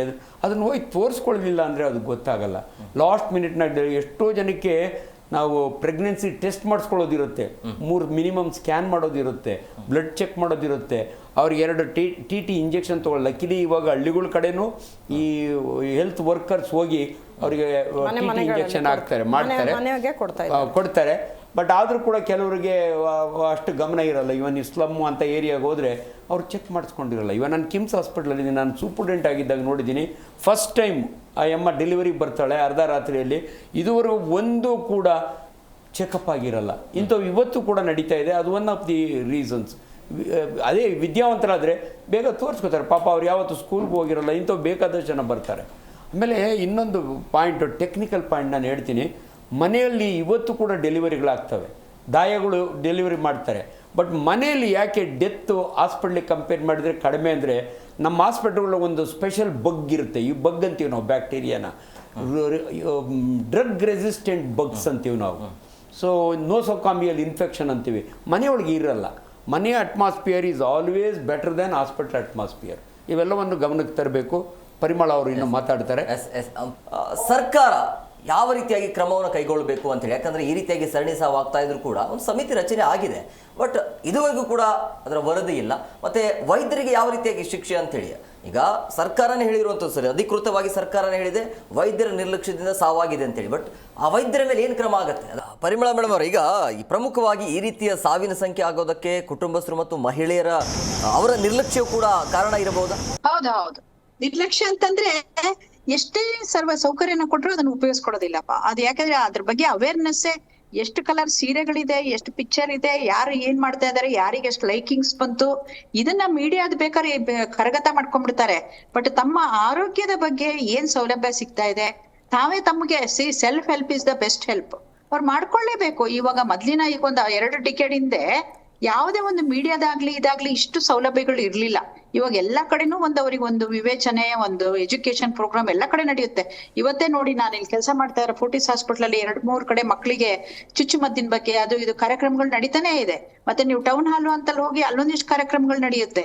ಮತ್ತೆ ನಮ್ ಟಿವಿನಲ್ಲಿ ನೀವೇನು ಕಡಿಮೆನಾ, ಎಲ್ಲಾ ಒಂದು ಚಾನಲ್ ಅಲ್ಲೂ ಕೆಲವು ಪ್ರೋಗ್ರಾಮ್ಗಳು ಬರುತ್ತೆ. ಬೇರೆ ನೋಡ್ತಾರೆ, ಅದನ್ನ ನೋಡಲ್ಲ. ಸೊ ಅವರ ಬಗ್ಗೆ ಅವರಿಗಿರೋ ಕಾಳಜಿ ಆಗ್ಲೇಬೇಕು. ಆಮೇಲೆ ಇದು ಮೆಡಿಕಲ್ ಕಾಲೇಜ್ ಕಡೆಯಿಂದ ಆಗಿದೆ ಅಂದಾಗ ಇದು ತುಂಬಾನೇ ಒಂದು ನಮ್ಗೆ ಎದೆ ಜಲ್ ಅನ್ನಿಸುವ ಒಂದು ಇದು ಆಗಿದೆ ಅಂತ ಹೇಳ್ಬೋದು.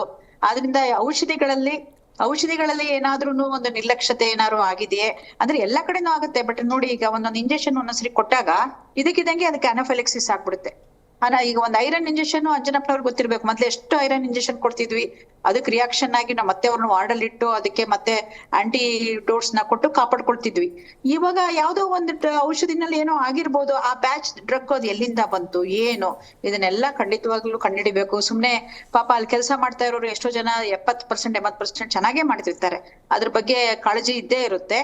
ಸೊ ಈ ಒಂದು ಅನಾಫಿಲಾಕ್ಸಿಸ್ ಆಗ್ಲಿ, ಆಮೇಲೆ ಆಂಟಿನೆಟಲ್ ಚೆಕಪ್ ಇವಾಗ ತಾನೇ ನಮ್ಮ ವೈದ್ಯರು ಹೇಳ್ದಂಗೆ ರೆಗ್ಯುಲರ್ ಆಗಿ ಚೆಕಪ್ ಬಂದಿದ್ರ ಅಲ್ಲಿ ಏನಾದ್ರೂ ಒಂದು ಸಜೆಷನ್ ಕೊಟ್ಟಿರ್ತಾರೆ ಡಾಕ್ಟರ್ ನೋಡಿದವ್ರು, ಅದನ್ನ ಇವ್ರು ಫಾಲೋ ಮಾಡಿರೋದಿಲ್ಲ. ಎಷ್ಟೋ ಸರಿ ಬರೋದೇ ಇಲ್ಲ. ಬಿಡು ಅದೇನಾಗುತ್ತೆ, ಅವಾಗ ನಾವೆಲ್ಲ ಡೆಲಿವರಿ ಆಗಿಲ್ವಾ, ನಮ್ಗೆಲ್ಲ ಈ ತರ ಏನ್ ಹೇಳ್ತಿರ್ಲಿಲ್ಲ ಅಂತ ಯಾರೋ ಒಬ್ರು ಮನೆಯಲ್ಲಿ ಪಾಪ ಅವರು ಒಂದು ಟೈಮ್ ನಲ್ಲಿ ಹಿಂಗಿತ್ತು ಅಂತ ಹೇಳ್ತಾರೆ. ಬಟ್ ಏನು ಮಾಡಕ್ಕಾಗಲ್ಲ. ಅವಾಗಿನ ಇನ್ಫೆಕ್ಷನ್ ರೇಟ್ಗಳು ಬೇರೆ, ಇವಾಗಿನ ಬೇರೆ. ಇವಾಗ ಎಷ್ಟೋ ಎವಲ್ಯೂಷನ್ ಆಗಿದೆ. ಎಸ್ಪೆಷಲಿ ಈ ಕೋವಿಡ್ ನ ಮಹಾಶಯರು ಬಂದು ಹೋದ್ಮೇಲೆ ನಾ ಹೇಳೋದು ಆ ವ್ಯಾಕ್ಸಿನ್ ಅದ್ರ ಎಫೆಕ್ಟ್ಗಳು ಏನ್ ಇಲ್ಲ ಅಂದ್ರೂ ತುಂಬಾ ಚೇಂಜಸ್ ಬಾಡಿನಲ್ಲಿ ಆಗಿದೆ. ಈ ಫ್ರೀ ರ್ಯಾಡಿಕಲ್ಸ್ ಅಂತ ಏನಂತೀವಿ, ಸೊ ವ್ಯಾಕ್ಸಿನೇಷನ್ ಆಗಿರುತ್ತೆ. ಆಮೇಲೆ ಅವಾಗೆಲ್ಲ ಕೋವಿಡ್ ಆಗಿ ಉಳ್ಕೊಂಡಿರೋ ಒಂದು ಹೆಣ್ಮಕ್ಳಲ್ಲೂ ಕೂಡ ಕೆಲವು ಚೇಂಜಸ್ ಕಂಡು ಬರ್ತಾ ಇದೆ. ಆದ್ರಿಂದ ನಾನೇನ್ ಹೇಳ್ತೀನಿ ಅಂತ ಅಂದ್ರೆ ಈ ಒಂದನ್ನ ಇದು ಚಕ್ರವ್ಯೂಹ ತರ ಇದನ್ನ ಭೇದಿಸಿ ಇದನ್ನ ನೋಡ್ಲೇಬೇಕು ಎಲ್ಲಿಂದ ಆಯ್ತು ಅಂತ. ಎಸ್ಪೆಷಲಿ ಆ ಔಷಧಿಗಳ ಮೇಲೆ ಒಂದು ವಿಶೇಷವಾಗಿ ನಾವು ಕಣ್ಣಿಟ್ಟು ಒಂದು ಅದಕ್ಕೆ ಕಮಿಟಿ ಏನ್ ಮಾಡಿದ್ದಾರೆ, ದಯಮಾಡಿ ಒಂದು ಆರೋಗ್ಯದ ಸಂಸ್ಥೆಯಿಂದ ಅದ್ರ ಬಗ್ಗೆ ವಿಚಾರಣೆ ಆಗ್ಲೇಬೇಕು ಅಂತ ನಾನು ಕಳಕಳಿಯಿಂದ ಕೇಳ್ಕೊಳ್ತೀನಿ ಅಷ್ಟೇ, ನನ್ನ ಒಂದು ಅಳಿಲು ಸೇವೆನಲ್ಲಿ. ವೈದ್ಯರ ನಿರ್ಲಕ್ಷ್ಯ ಅಂದರೆ ಒಂದು ಮಾತು ನಾನು ಕ್ಲಾರಿಫೈ ಮಾಡ್ತೀನಿ. ನಾನು ಸರ್ಜನ್ ಇದೆ, ಅವರು ಸರ್ಜನ್ ಇದ್ದಾರೆ. ಈಗ ನೋಡಿ, ಸಿಸೇರಿಯನ್ ಆಗಿದೆ 2 ಕೇಸು. ಸಿಸೇರಿಯನ್ ಮಾಡೋವಾಗ ಒಂದು ಮೇಜರ್ ವೆಸಲ್ನ ಕಟ್ಟಾಗಿ ಆ ಟೈಮ್ನಾಗ ಬ್ಲೀಡಿಂಗ್ ಆಗಿ ಡೆತ್ ಆದರೆ, ಅಥವಾ ಇನ್ನೇನೋ ಕಾಂಪ್ಲಿಕೇಶನ್ ಇಂಟೆಸ್ಟೈನ್ನ ತೂತೊಡೆದು ಆ ಟೈಮ್ನಾಗ ಆಗ್ತವೆ ಇವೆಲ್ಲ. ಬೈ ಚಾನ್ಸ್ ಪೋಸ್ಟ್ ಆಪ್ರೇಟಿವ್ಲಿ ಪೇಷಂಟ್ಸ್ ಹತ್ತೋದ್ರೆ ಅವ ಡೈರೆಕ್ಟಾಗಿ ಆ ಡಾಕ್ಟರ್ನ ನೆಗ್ಲಿಜೆನ್ಸ್ ಅಂತ ಬರುತ್ತೆ. ಬಟ್ ಎಲ್ಲೋ ಒಂದು ಕಡೆ ಕಷ್ಟಪಟ್ಟು ಏನು ಕಾಂಪ್ಲಿಕೇಶನ್ ಆಗಿಲ್ಲ. 2 ಸಿಸೇರಿಯನು, ಒಂದು ನಾರ್ಮಲ್ ಡೆಲಿವರಿ ಮಾಡೋವಾಗೂ ಎಪಿಸಿಯಾಟಮಿ ಅಂತ ಒಂದು ವೂಂಡ್ ಮಾಡ್ತಾರೆ. ಬಟ್ ಏನಂದರೆ you cannot take that particular ಇದನ್ನ ಈ ಡಾಕ್ಟ್ರು ಕೇರ್ಲೆಸ್ ಮಾಡಿದ್ದಾರೆ, ಹಂಗೆ ಮಾಡೋಕ್ಕಾಗಲ್ಲ. ಸೊ ಇಲ್ಲಿ ಅಲ್ಟಿಮೇಟ್ಲಿ ಏನಾಗುತ್ತೆ, ಮಾಡೇ ಮಾಡ್ತಾರೆ. ಸೊ ಇವೆಲ್ಲ ಇರ್ತವೆ. ಹೌದು. ಸೊ ಇವೆಲ್ಲ ವೈದ್ಯರ ನಿರ್ಲಕ್ಷ್ಯ ಅಂತ ಬರಲ್ಲ, ವೈದ್ಯನ ನಿರ್ಲಕ್ಷ್ಯ ಅಂತ ಬರಲ್ಲ. ಬಟ್ ಏನಂದರೆ ಅಲ್ಲಿ ಗಂಗಾಧರ್ ಅಂತ ಇದ್ದರು, ಅವ್ರು ಸೂಪರ್ಡೆಂಟ್, ಅವರು ಓವರಾಲ್ ಅವ್ರ ಜವಾಬ್ದಾರಿ ಒಂದು ಮೆಡಿಕಲ್ ಕಾಲೇಜ್ ಹಾಸ್ಪಿಟ್ಲಾಗೆ ನೀವು ಆರ್ಗನೈಸ್ ಮಾಡಬೇಕಿತ್ತು ಅಂತ ಅಷ್ಟೇ. Not that we are directly blaming Gangadhar ಅಥವಾ ಇನ್ನೂ ಯಾರಾದರೂ. ಒಂದು ಮೆಡಿಕಲ್ ಕಾಲೇಜ್ ಹಾಸ್ಪಿಟ್ಲಲ್ಲಿ ಹಿಂಗೆ ಸಾಯ್ತಾರೆ ಅಂದರೆ ಅವ್ರಿಗೆ ಅದು ಕಂಡುಹಿಡಿಬೇಕಾಗಿತ್ತು. ಒಂದು ಡೆತ್ ಆದಾಗೇ ಏನಾಗ್ತಾ ಇದೆ ಈ ವಾರ್ಡ್ನಲ್ಲಿ. ಸರ್, ವಾರ್ಡ್ನಾಗೆಲ್ಲ ಸ್ವ್ಯಾಬ್ ತೊಗೋತೀವಿ ಸರ್, ಯಾವ ರೀತಿ ಬ್ಯಾಕ್ಟೀರಿಯಾ ಇದೆ ಈ ವಾರ್ಡ್ನಲ್ಲಿ, ಮುಂದಿನ ಪೇಷಂಟ್ಗೆ ನಾವು ಏನು ಆಂಟಿಬಯೋಟಿಕ್ ಕೊಡಿ. ಇವತ್ತು ಎಷ್ಟೊಂದು ವ್ಯವಸ್ಥೆ ಇದೆ, ಇಲ್ಲಿ ಯಾವ ಬಗ್ಗಿದೆ ಅದನ್ನು ಕಂಡುಹಿಡಿದು ಅದಕ್ಕೆ ತಕ್ಕಂಗೆ ಆಂಟಿಬಯೋಟಿಕ್ಕು ಕಲ್ಚರ್ ಮಾಡಿ, ಈ ಇಂಥ ಆಂಟಿಬಯೋಟಿಕ್ ನೆಕ್ಸ್ಟ್ ಪೇಷಂಟಿಗೆ ಕೊಟ್ಟರೆ ಅವಳಿಗೆ ಈ ಥರ ಕಾಂಪ್ಲಿಕೇಶನ್ ಇವೆಲ್ಲ ಮಾಡಬೇಕು. Medical college hospital, BIMS hospital ಹಿಂಗಾಗೋದು it is not acceptable. Madam, ಈ ರೀತಿಯಾಗಿ ವೈದ್ಯರ ನಿರ್ಲಕ್ಷ್ಯ ಇದೆ ಅನ್ನೋದು ಗೊತ್ತಿದ್ರೂ ಕೂಡ ಸಿಬ್ಬಂದಿ ಮತ್ತು ವೈದ್ಯರ ಮೇಲೆ ಯಾಕೆ ಕ್ರಮ ಆಗ್ತಾ ಇಲ್ಲ, ಏನು ಅನಿಸುತ್ತೆ? ಏನು ಹಿರಿಯ ವೈದ್ಯಾಧಿಕಾರಿಗಳು ವೈದ್ಯರು ಇರ್ತಾರೆ, ಈ ಸ್ಟೂಡೆಂಟ್ಸ್ಗಳನ್ನ ಬಿಡ್ತಾರೆ ಸರ್. ಮೇಯ್ನು ಕಲೀಲಿಕ್ಕೆ ಪ್ರೊಸೆಸಿಂಗು ನೋಡ್ಕೊಳ್ಳಿ ಅಂತ ಹೇಳಿ ಪೇಷಂಟ್ಗಳ ಹತ್ರ ಬಿಡ್ತಾರೆ. ಅವರು ಇನ್ನೂ ಕಲಿಕೆಯಲ್ಲಿ ಇರ್ತಾರಲ್ಲ, ಅವ್ರಿಗೆ ಯಾವ ಮೆಡಿಸನ್ ಯಾವ ಟೈಮಿಗೆ ಕೊಡಬೇಕು ಅನ್ನೋದ್ರ ಬಗ್ಗೆ ಅರಿವಿರಲ್ಲ. ಹೇಗೆ ಲೈಕ್ಸು ಕಾಮೆಂಟ್ಸು ಅನ್ನೋದ್ರ ಬಗ್ಗೆ ಚಿಟ್ ಚಾಟಿಂಗ್ನಲ್ಲಿ ಅವರು ಸಮಯ ಕಳೆದಿರ್ತಾರೆ. ಆ ನಿರ್ಲಕ್ಷ್ಯದಿಂದ ಇದು ಆಗಿರೋದು ಅಂತ ಕಾಣಿಸ್ತಾ ಇದೆ. ಒಂದೇ ಒಂದು ಕ್ಲಾರಿಫಿಕೇಶನ್ ಮೇಡಮ್, ನಾನು ಪ್ರೊಫೆಸರ್ ಇದ್ದೀನಿ, ಅವರು ಪ್ರೊಫೆಸರ್ ಇದ್ದಾರೆ. ನಮ್ಮ ಕೈ ಕೆಳಗಡೆ ತುಂಬ ಪೋಸ್ಟ್ ಗ್ರಾಜುಯೇಟ್ ಸ್ಟೂಡೆಂಟ್ಸ್ ಇರ್ತಾರೆ. ಬಟ್ ಯಾವತ್ತೂ ಕೂಡ ನಮ್ಮ ಸೂಪರ್ವೈಸರ್ನಲ್ಲೇ ಅವ್ರು ಮಾಡೋದು ಅದು ಸಾಧ್ಯವೇ ಇಲ್ಲ. ಭಾಳ ಜನಕ್ಕೆ ಹಂಗೆ ಅನ್ಕೋತಾರೆ, ಯಾಕೆ ಅವರು ಮೆಡಿಕಲ್ ಕಾಲೇಜ್ ಹಾಸ್ಪಿಟ್ಲಿಗೆ ಬರೋಲ್ಲ, ಎಲ್ಲ ಕಲಿಯೋ ಹುಡುಗರ ಕೈಲಿ ಮಾಡಿಸ್ಬಿಡ್ತಾರೆ ಅಂತ. ಇಲ್ಲ, ನಮ್ಮ ಸೂಪರ್ವಿಷನ್ ಇದ್ದೇ ಇರುತ್ತೆ ಮೇಡಮ್. ಈವನ್ ಡೆಲಿವರಿ ಮಾಡಬೇಕಾದ್ರೂ ಕೂಡ ಅವ್ರು ಕಲಿಸ್ಲೇಬೇಕು. ಯಾಕಂದ್ರೆ ಮುಂದಿನ ಡಾಕ್ಟ್ರು, ನನಗೆ ನನ್ನ ಪ್ರೊಫೆಸರ್ ಕಲಿಸಿದ್ದಕ್ಕೆ ನಾನು ಇವತ್ತು ಸೀನಿಯರ್ ಡಾಕ್ಟ್ರಾಗಿ ಕೂತಿದ್ದೀನಿ. ಸೊ ನಮ್ಮ ಜವಾಬ್ದಾರಿ. ಬಟ್ ಇದಾಗಲ್ಲ. ಬಟ್ ನೀವು ಹೇಳೋದು ಕರೆಕ್ಟು. ಎಲ್ಲ ಮೇಜರ್ ಮೆಡಿಕಲ್ ಕಾಲೇಜ್ ಹಾಸ್ಪಿಟಲ್ನ ರಾತ್ರಿ ಹೊತ್ತು ರನ್ ಮಾಡೋರೇ ಪೋಸ್ಟ್ ಗ್ರಾಜ್ಯುಯೇಟ್ಸು. ನಿಮಗೆ ಯಾರು ಸೀನಿಯರ್ ಡಾಕ್ಟರ್ಸು ಆನ್ ಕಾಲ್ ಇರ್ತಾರೆ. ಬಟ್ ಯಾವತ್ತೂ ಕೂಡ ಒಬ್ಬ PG ಹಂಗೆ ಹೋಗಿ ಅವನೇ ಸಿಸೇರಿಯನ್ ಮಾಡೋದು ಹಂಗಿರಲ್ಲ ಮೇಡಮ್. ಇದು ದಯವಿಟ್ಟು ಒಂದು ತಿಳ್ಕೊಳ್ಳಿ. ಬಟ್ ಓವರ್ ಆಲ್ ತಗೋಬೇಕು. ಮೆಡಿಸಿನ್ಸ್ ಅಷ್ಟೇ ಮೇಡಮ್, ಮೆಡಿಸಿನ್ ಅಷ್ಟೇ. ಅವ್ರ ಚೀಫ್ನ ಕೇಳ್ದಿರಾ, ನಮ್ಮ ಯೂನಿಟಿಗೆ ಒಂದು ಪ್ರೋಟೋಕಾಲ್ ಅಂತ ಇರ್ತದೆ. ಬಟ್ ನಾನೇನು ಹೇಳೋದು ಅಂದರೆ, ಹಿಂಗೆ ಒಂದು ಸೆಪ್ಸಿಸ್ ಆದಾಗೆ, 2 ಸೆಪ್ಸಿಸ್ ಆದಾಗೆ ಅವ್ರು ಒಂದು ಸ್ವಲ್ಪ ಕೇರ್ಫುಲ್ ಆಗಿ, ತಾಳಪ್ಪ ಯಾಕೋ ನಮ್ಮ ಹಾಸ್ಪಿಟಲ್ ಒಳಗೆ ಆಪರೇಷನ್ ಥಿಯೇಟ್ರಿಂದ ಬಂದವರೆಲ್ಲ ಹಿಂಗೆ ಸತ್ತೋಗ್ತಾ ಇದ್ದಾರೆ, ಏನು ಕಾರಣ ಅಂತ ಒಂದು ಕಂಡುಹಿಡಿಬೋದಿತ್ತು ಅಷ್ಟೇ ನಮ್ಮ ಇದು. ಬಟ್ ಯೂಶಲಿ ಇಲ್ಲ. Juniors they are under the control of seniors. Sir, ಪರಿಮಳ ಮೇಡಮ್, ಈಗ ಈ ಬಹುಅಂಗಾಂಗ ವೈಫಲ್ಯದಿಂದಾಗಿ ಈ ರೀತಿಯ ಘಟನೆ ಆಗ್ತಾ ಇದೆ ಅನ್ನೋದು ಗೊತ್ತಾಗ್ತಾ ಇದೆ. ಬಟ್ ಸಿಸೇರಿಯನ್ ಮಾಡೋದು ಅವಶ್ಯಕತೆ ಯಾಕಿತ್ತು ಅಂತ?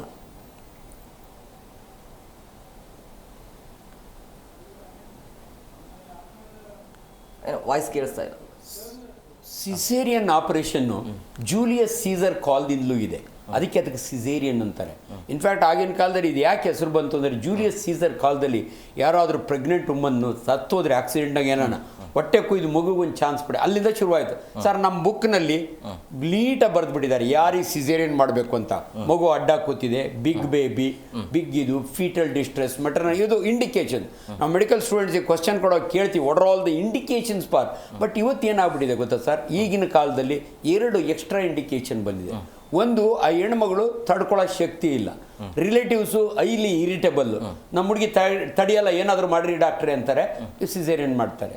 ಸಿ ನಾರ್ಮಲ್ ಡೆಲಿವರಿ ಆಗಬೇಕಾದ್ರೆ 8 hours ತೊಗೊಳುತ್ತೆ, 4 ಸ್ಟೇಜ್ ಇರುತ್ತೆ, ಪೇಯ್ನ್ ಇರುತ್ತೆ. ಆ ಪೇಯ್ನ್ ಮೊದಲನೇ ಹೆಣ್ಮಕ್ಳು ತೊಡೆಯೋರು ನೋಡಿ, ಮೊದಲನೇ ಹೆಣ್ಮಕ್ಳು ಹಳ್ಳಿ ಕಡೆಯವರು ರಾಗಿ ಬೀಸ್ಕೊಂಡಿರೋರು, ಅವಾಗ ಹೊಟ್ಟೆ ನೋವು ಬಂದರೆ ಹಾಸ್ಪಿಟ್ಲಿಗೆ ಬರೋರು. ಈಗಿನ ಹೆಣ್ಮಕ್ಳು ಸೀಮಂತದಿಂದ ಹಿಡಿದು ಮೊಬೈಲ್ ಕೈನಾಗ ಹಿಡ್ಕೊಂಡ್ರೆ ನೋ ಅದರ್ ಎಕ್ಸರ್ಸೈಸ್. ಸೊ ಅವ್ರಿಗೆ ಇದಿಲ್ಲ. ಇದು ಒನ್ ಆಫ್ ದಿ ಇಂಡಿಕೇಶನ್ ಆಗಿದೆ. ಈಗ ತುಂಬ ಜನ ಇವರು ನನಗೆ ಇದೇ ಡೇಟಿಗೆ ಮಗು ಬೇಕು, ಇದೇ ವಾರ ಮಗು ಬೇಕು, ಅದೊಂದಾಗಿದೆ, ಅದು ಈ ಗಳಿಗೆಗೆ ಬೇಕು, ಅದೊಂದಾಗಿದೆ. ಎರಡನೇದು ಡಾಕ್ಟ್ರುಗಳ ಬಗ್ಗೆ ನಾನು ಹೇಳ್ಬಾರ್ದು. ಯಾವುದೋ ಒಂದು ಡಾಕ್ಟ್ರು ಇಡೀ ಇಡೀ ನೈಟ್ ಅವಳು ಎಣಗಿ ಬೆಳಗ್ಗೆ ಬಂದು ನಾನು ಮಾಡೋದ್ರ ಬದಲು ಈಗಲೇ ಮಾಡೋಗೋಣ ಅಂತ ಅದನ್ನು ಇರುತ್ತೆ ಮೆಂಟಾಲಿಟಿ ನಾ ಹೇಳೋದು. ಸೊ ಇದನ್ನು ಅರ್ಥ ಮಾಡ್ಕೋಬೇಕು. ನಿಜ, ಯಾಕೆ ಬೆಳಗ್ಗೆವರೆಗೂ ಪಾಪ ಅವಳು ಒದ್ದಾಡ್ತಾಳೆ, ನನ್ನ ಅರ್ಧ ರಾತ್ರಿ ಒಳಗೆ ಯಾಕೆ ಕರೀತಾರೆ? Very few. ದಯವಿಟ್ಟು ನಾನೊಬ್ಬ ಜವಾಬ್ದಾರಿ ಡಾಕ್ಟ್ರಾಗಿ ಮಾತಾಡ್ತೀನಿ, ಯಾರು ನನ್ನ ಪ್ರೊಫೆಷನಲ್ ಕೊಲೀಗ್ಸ್ ಇದಾಗ್ತವೆ, ಅವ್ರಿಗೆ ಗೊತ್ತು, ಮೇಡಮಿಗೆ ಗೊತ್ತು. ಸೊ ಆದ್ದರಿಂದ ಇವತ್ತಿನ ಕಾಲದಲ್ಲಿ ಆ್ಯಂಡ್ ಇನ್ನೊಂದು ನಾನು ಹೇಳ್ತೀನಿ sir, caesarean is a very safe operation. There is no doubt in it. Actually normal delivery ಟೈಮ್ನಾಗೆ ಮಗು ಡಿಸ್ಟ್ರೆಸ್ ಆಗುತ್ತೆ. ಎಷ್ಟೋ ಸಾರಿ ಸಿಸೇರಿಯನ್ ಮಾಡೋದ್ರಿಂದ ಮಗು ಬೇಗ ಅಳುತ್ತೆ, ಬೇಗ ಉಸಿರಾಡುತ್ತೆ. It's a very safe procedure. So ಹಂಗಾಗಿ ತುಂಬ ಜನ ದುಡ್ಡು ಮಾಡ್ಕೊಳ್ಳೋಕ್ಕೋಸ್ಕರ ಡಾಕ್ಟ್ರು ಹೊಟ್ಟೆ ಕೊಯ್ತಾರೆ ಅನ್ಕೋಬೇಡಿ. ಇಟ್ ಇಸ್ ಕ್ವೈಟ್ ಆರೋಪ ಇದೆ, ಆರೋಪ ಅಂತೂ ಇದೆ. ಅದಕ್ಕೆ ನಾನು ಒಂದು ಆಬ್ಸ್ಟೆಟ್ರಿಷಿಯನ್ ನೋಡಿದೆಮ್ಮ, ಅವ್ರು ನರ್ಸಿಂಗ್ ಒಂದು ಬೋರ್ಡ್ ಹಾಕಿದ್ದಾರೆ, ನಾರ್ಮಲ್ ಡೆಲಿವರಿ ಆರ್ ಸಿಸೇರಿಯನ್ 50,000 ರೂಪಾಯಿ ಅಂತ ಹಾಕ್ಬಿಟ್ಟಿದ್ದಾರೆ. ಅಂದರೆ ಸುಮ್ಮನೆ ಹೊಟ್ಟೆ ಕೊಯ್ತಾರೆ, ನಾರ್ಮಲ್ ಡೆಲಿವರಿ ಆದರೂ ಅಷ್ಟೇ ತಗೋತೀನಿ ಅಂತ. ಅದರಿಂದ ಸಿಸೇರಿಯನ್ ಬಗ್ಗೆ ತುಂಬ ಜನಕ್ಕೆ, ಯಾಕಂದರೆ ಅವ್ರು ಮಾಡೋರು, ನಾನು ಸಾಕಷ್ಟು ಸಿಸೇರಿಯನ್ ಮಾಡಿದ್ದೀನಿ, ಬಟ್ ಪರಿಮಳ ಮೇಡಮ್ ರೆಗ್ಯುಲರಾಗಿ ಮಾಡೋ ಅಂಥವ್ರು ನಿಜವಾಗ್ಲೂ ಹೇಳ್ತೀನಿ, ತುಂಬ ಡಿಸ್ಟ್ರೆಸ್. ಮಗು ಮೆಕೋನಿಯಂ ಕುಡಿದ್ಬಿಟ್ಟಿರುತ್ತೆ ಸರ್, ತಾಯಿಗೂ ಡಿಸ್ಟ್ರೆಸ್ ಇರುತ್ತೆ. ಅಂಥ ಸಮಯದಲ್ಲಿ it's a very safe operation. ಇದ್ರ ಬಗ್ಗೆ ದಯವಿಟ್ಟು ಜನಗಳು ತಪ್ಪು ತಿಳ್ಕೊಳ್ಳೋದು ಬೇಡ ಅಂತ. ಇನ್ನೊಂದು ಸಾವಿಗೆ ಪ್ರಮುಖ ಕಾರಣ ಅಂತಂದರೆ, ಕೆಲವೊಂದು ವೈದ್ಯರು ಈಗ ಬಂದಿರ್ತಾರೆ, ಹಾಸ್ಪಿಟಲ್ಗೆ ಬಂದಿರ್ತಾರೆ, ಇಲ್ಲ ಬೇರೆ ಕಡೆ ಹೋಗಿ ತಗೊಂಡು ಹೋಗಿ ಅಂತ ದಾರಿ ಮಧ್ಯದಲ್ಲೇ ಸಾವು ಆಗ್ತಾ ಇರುತ್ತೆ. ಹೌದು ಹೌದು, ಆ ಥರದ್ದು. ಯಾಕಂದರೆ ಎಲ್ಲೋ ಹಳ್ಳಿಗಾಡಲ್ಲಿ ಇರ್ತಾರೆ, ಆ್ಯಂಬುಲೆನ್ಸ್ ಫೆಸಿಲಿಟಿ ಇರೋದಿಲ್ಲ. ಅವರು ಟ್ರಾನ್ಸ್ಪೋರ್ಟೇಷನ್ ಮಾಡುವಾಗಲೇ ಬ್ಲೀಡಿಂಗ್ ಆಗಿರ್ಬೋದು, ಮಗು ಹೊಟ್ಟೆಲೆ ನೀರು ಕುಡ್ದಿರ್ಬೋದು, ನೋವಿನಿಂದ ನರಳಿರ್ಬೋದು, ಸಾವು ಅಲ್ಲಿಗೆ ಬಂದಾದ್ಮೇಲೆ ಡೆಲಿವರಿ ಆಗಿದ ತಕ್ಷಣ ಸಾಯೋ ಚಾನ್ಸಸ್ ಇರುತ್ತೆ, ಇಲ್ಲ ಅಂತೇನಿಲ್ಲ, ಆ ಥರನೂ ಆಗೋ ಚಾನ್ಸಸ್ ಇದೆ. ಸರ್, ದೊಡ್ಡಬಳ್ಳಾಪುರದಿಂದ ಪೇಷಂಟ್ ಇಲ್ಲಿಗೆ ಯಾಕೆ ಕಳಿಸ್ತಾರೆ ಗೊತ್ತಾ ಸರ್? ಏನನ್ನು ಹೆಚ್ಚು ಕಮ್ಮಿ ಆದರೆ ಜನ ಬಡ್ದಾಕ್ಬಿಡ್ತಾರೆ ಡಾಕ್ಟ್ರನ್ನ. ಪ್ರಾಮಿಸ್, ಇವತ್ತು ನನ್ನ ಪ್ರೊಫೆಷನ್ನೊಳಗೆ ಯಾಕೆ ಹಿಂಗೆ ಆಗ್ತವೆ ಅಂದರೆ, ವಾಶ್ ಆಫ್ ದ ಹ್ಯಾಂಡ್. ಈ ತಲೆನೋವು ನನಗೆ ಯಾಕಪ್ಪ, ಕಳಿಸ್ಬಿಡೋಣ ದೊಡ್ಡ ಹಾಸ್ಪಿಟ್ಲಿಗೆ, ಅವರನ್ನೇ ಬರೋ ದುಡ್ಡು ಏನಾದ್ರು ಖರ್ಚು ಮಾಡ್ಕೊಳ್ಳಿ, ಸೇಫಾಗಿದ್ದರೆ ಮಾಡ್ತಾರೆ. ಇವತ್ತು ಜನ ಎಷ್ಟು ಫ್ಯೂರಿಯಸ್ ಇದ್ದಾರೆ ಅಂದರೆ, ಮೊನ್ನೆ ನೀವು ನೋಡಿದ್ರಿ ಹೆಂಗೆ ಗುಂಡು ಹೊಡಿತಾರೆ, ಹೆಂಗೆ ಇದು ಮಾಡ್ತಾರೆ. ಅದಕ್ಕೆ ಭಾಳ ಸರಿ ಇವತ್ತು ಡಾಕ್ಟ್ರುಗಳು ಭಯ, ಏನು ಹೆಚ್ಚು ಕಮ್ಮಿ ಮೊದಲ ಕಾಲದಾಗಿತ್ತು, ನೀವೇ ದೇವರಿದ್ದೀರಿ ಏನಾದರೂ ಮಾಡಿ ಅನ್ನೋರು. ಇವತ್ತು ಹಂಗಲ್ಲ, ಗ್ಯಾರಂಟಿ ಕೊಡ್ತೀರಾ ಅಂತಾರೆ. This is A common word. ಭಾಳ ಸಾರಿ, ಅಲ್ಲ ಡಾಕ್ಟ್ರೇ ಆಯಿತು ನಾವು ಲಕ್ಷ ಬೇಕಾದ್ರೆ ಕಟ್ತೀವಿ, ತಾಯಿ ಮಗ ಉಳಿಯೋದನ್ನ ಗ್ಯಾರಂಟಿ ಕೊಡ್ತೀರಾ ಅಂತಾರೆ. ಏನು ಕೊಡೋದು, ಇವ್ರೇನು ವಾಷಿಂಗ್ ಮಿಷಿನ ನಾವು ಗ್ಯಾರಂಟಿ ಕೊಡೋಕ್ಕೆ? ಹಿಂಗಾಗ್ಬಿಡುತ್ತೆ. Promise, this is our problem. ಜನ ನಮ್ಮ ಕಷ್ಟನೂ ಅರ್ಥ ಮಾಡ್ಕೋಬೇಕು. ಹಂಗಾಗಿ ಸರ್, ಪರಿಮಳ ಮೇಡಮ್, ಈಗ ಈ ಸರ್ಕಾರಿ ಹಾಸ್ಪಿಟಲ್ ಅವ್ಯವಸ್ಥೆಯನ್ನು ನೋಡಿದಾಗ ಅದನ್ನ ಹೆದರಿನೇ ಎಷ್ಟೋ ಜನ ಅದನ್ನ ಓಡಿ ಹೋಗ್ತಾರೆ, ಮತ್ತೆ ಸಾವಿಗೂ ಕೂಡ ಈಡಾಗ್ತಾರೆ. ಸರಿಯಾದ ರೀತಿಯಲ್ಲಿ ವ್ಯವಸ್ಥೆ ಇರೋದಿಲ್ಲ, ಕ್ಲೀನಿಂಗ್ ಇರೋದಿಲ್ಲ. ಸೊ ಏನು ಹೇಳ್ಬೇಕು sir? Mainly sir cleaning sir, honestly I will tell you. ಮಾತಾಡಿ ಮೇಡಮ್. ಪರಿಮಳ, ಮೊದ್ಲೇ ಈಗ ನಾನು ಹೇಳಿದ್ನಲ್ಲ, 1978 ಇಂದನೇ ನಾವು ಗೌರ್ಮೆಂಟ್ ಹಾಸ್ಪಿಟ್ಲಿಗೆಲ್ಲ ಜಾಯಿನ್ ಆಗಿ ಅದೆಲ್ಲ ಕೆಲಸ ಮಾಡ್ಕೊಂಡು ಬಂದ್ವಿ, ನಮ್ಮ ಮೆಡಿಕಲ್ ಕಾಲೇಜ್ ಅಲ್ದೇನೆ. ಬಟ್ ಅವಾಗಿನ ಮಟ್ಟಿಗೆ ನೋಡಿದ್ರೆ ಇವಾಗ ಸಾಕಷ್ಟು ಸುಧಾರಿಸಿದೆ, ತುಂಬಾನೇ ಫೆಸಿಲಿಟೀಸ್ ಇದೆ, ಕ್ಲೆನ್ಲಿನೆಸ್ಗೂ ಎಲ್ಲ ಇವಾಗ ಸಾಕಷ್ಟು ಜನ ಕೂಡ ಸಿಗ್ತಾರೆ, ಹಾಗಂತ ಏನಿಲ್ಲ. ಬಟ್ ಒಳಗಡೆಗೆ ಮೇಂಟೆನೆನ್ಸ್, ಇವಾಗ ನಮ್ಮ ಇವರು ಹೇಳ್ತಾ ಇದ್ರಲ್ಲ, ನಮ್ಮ ಸರ್ ಹೇಳ್ತಾ ಇದ್ದಂಗೆ, ಒಳಗಡೆ ಇರೋರು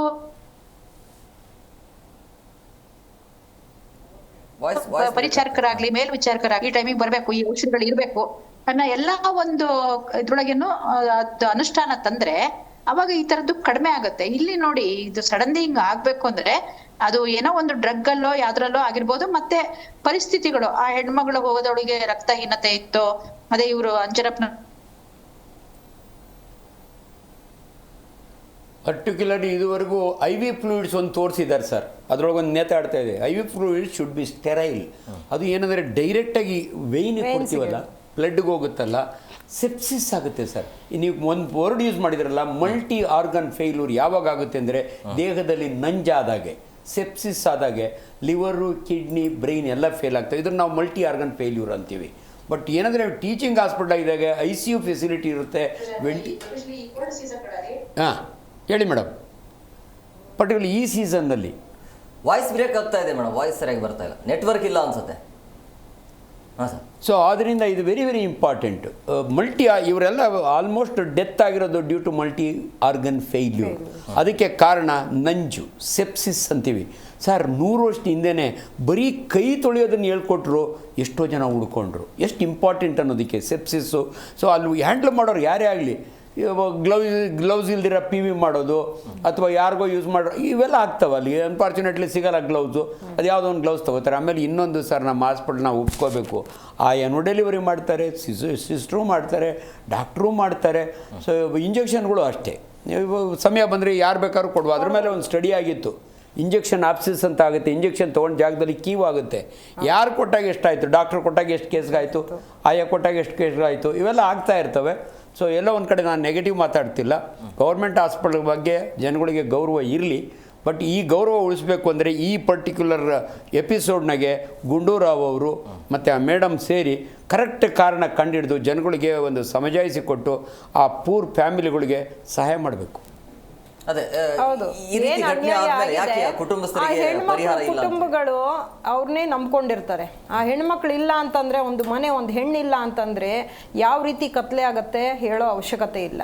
ಆ ಹೆಣ್ಣು ಕಳ್ಕೊಂಡಾಗ ಆ ತಂದೆ ತಾಯಿಯಂದಿರು ಆ ಸಣ್ಣ ಮಗು ಆ ತಾಯಿನ ಕಳ್ಕೊಂಡಿರೋದ್ರಿಂದ ಅದು ಜೀವನ ಪರ್ಯಂತ ಅದು ದೊಡ್ಡ ಒಂದು ಅದನ್ನು ಹೇಳಕ್ಕೆ ಅಸಾಧ್ಯ. ಹಾಗಾಗಿ ಇದ್ರ ಬಗ್ಗೆ ನಿರ್ಲಕ್ಷ್ಯ ಬೇಡ. ಯಾರೇ ವೈದ್ಯಾಧಿಕಾರಿಗಳಿರ್ಬೋದು, ಯಾರೇ ಆಸ್ಪತ್ರೆ ನಡೆಸೋ ಇನ್ಚಾರ್ಜ್ ಇರ್ಬೋದು, ಸೂಪರ್ಡೆಂಟ್ ಇರ್ಬೋದು, ಅಲ್ಲಿ ಕೆಲಸ ಮಾಡೋವಂಥವ್ರು ಇರ್ಬೋದು, ದಯವಿಟ್ಟು ಇನ್ಮೇಲಾದರೂ ನಿಗಾ ವಹಿಸಿ ಅಲ್ಲಿ ಯಾವುದೇ ಥರದ ಈ ಥರ ಸಾವುಗಳು ನೋವುಗಳು ಆಗಬಾರ್ದು. ಆ ರೀತಿಯಲ್ಲಿ ಸರ್ಕಾರ ಕ್ರಮ ಕೈಗೊಳ್ಳಬೇಕು. ಕ್ರಮ ಕೈಗೊಳ್ಳಿಲ್ಲ ಅಂತಂದರೆ ಮುಂದಿನ ದಿನಗಳಲ್ಲಿ ಹೆಚ್ಚು ಹೆಚ್ಚು ಇದೇ ಥರ ಅನಾಹುತಗಳಾದರೆ ತುಂಬ ಕಷ್ಟ ಆಗುತ್ತೆ. ಅದಕ್ಕೆ ಯಾರು ಹೊಣೆ ಹೊರ್ತಾರೆ ನೋಡೋಣ. ಯಾರು ಇದಕ್ಕೆ ಕಾರಣಕರ್ತರು ಅವ್ರು ಖಂಡಿತ ಬಯಲಿಗೆ ಬರಲೇಬೇಕು. ಯಾರು ಇದರ ಹಿಂದೆ ಇದ್ದಾರೆ, ಏನಕ್ಕೆ ಅಚಾತುರ್ಯ ಆಗಿದೆ ಈ ಥರ, ಅದೆಲ್ಲ ಖಂಡಿತವಾಗಿಯೂ ಸರ್ಕಾರ ಬಂದು ಅದ್ರ ಬಗ್ಗೆ ತನಿಖೆ ನಡೆಸಿ ಯಾರು ಇದಕ್ಕೆ ಕಾರಣಕರ್ತರು ಅವ್ರಿಗೆ ಶಿಕ್ಷೆ ಆಗಲೇಬೇಕು ಅಂತ ನಾನು ಕೇಳ್ಕೊತೀನಿ. ಸರ್, ಈಗ ಸರ್ಕಾರದಿಂದ ತಜ್ಞರ ಸಮಿತಿ ರಚನೆ ಆಗಿದೆ, ಬಟ್ ವರದಿ ಕೊಡೋಕೆ ರೆಡಿ ಇಲ್ಲ. ಕೊಡಬೇಕು ಸರ್. ಇವು ವಾಣಿವಲಸದಿಂದನೇ ಕಳಿಸಿದ್ದಾರೆ. ಈಗ ಇದು ರೆಫರಲ್ ಹಾಸ್ಪಿಟ್ಲ್ ಇಡೀ ಕರ್ನಾಟಕಕ್ಕೆ, ಬೆಂಗಳೂರು ಮೆಡಿಕಲ್ ಕಾಲೇಜ್. ಸೊ ಒಬ್ಬರು ಆಬ್ಸ್ಟೆಟ್ರಿಷಿಯನ್ನು ಟೀಮ್ ಕಟ್ಟಿದ್ದಾರೆ. ಅವರು ಆದಷ್ಟು ಬೇಗ, ಏನು ಅಂಥ ಡಿಫಿಕಲ್ಟ್ ಅಲ್ಲ. ಬಟ್ ಆ್ಯಕ್ಚುಲಿ ನಾನು ಓದಿದ ಪ್ರಕಾರ ಈ IV fluids is one of the causes ಅಂತ ಕೊಟ್ಟಿದ್ದಾರೆ. ಬೇರೆಯವನ್ನೆಲ್ಲ ಕಂಡುಹಿಡಿತಿದ್ದೀವಿ ಅಂತಾರೆ. ಬಟ್ ಆದಷ್ಟು ಬೇಗ ಕೊಟ್ಟರೆ ಇಲ್ದ್ರೆ ಮರ್ತೋಗ್ಬಿಡ್ತದೆ ಇದು.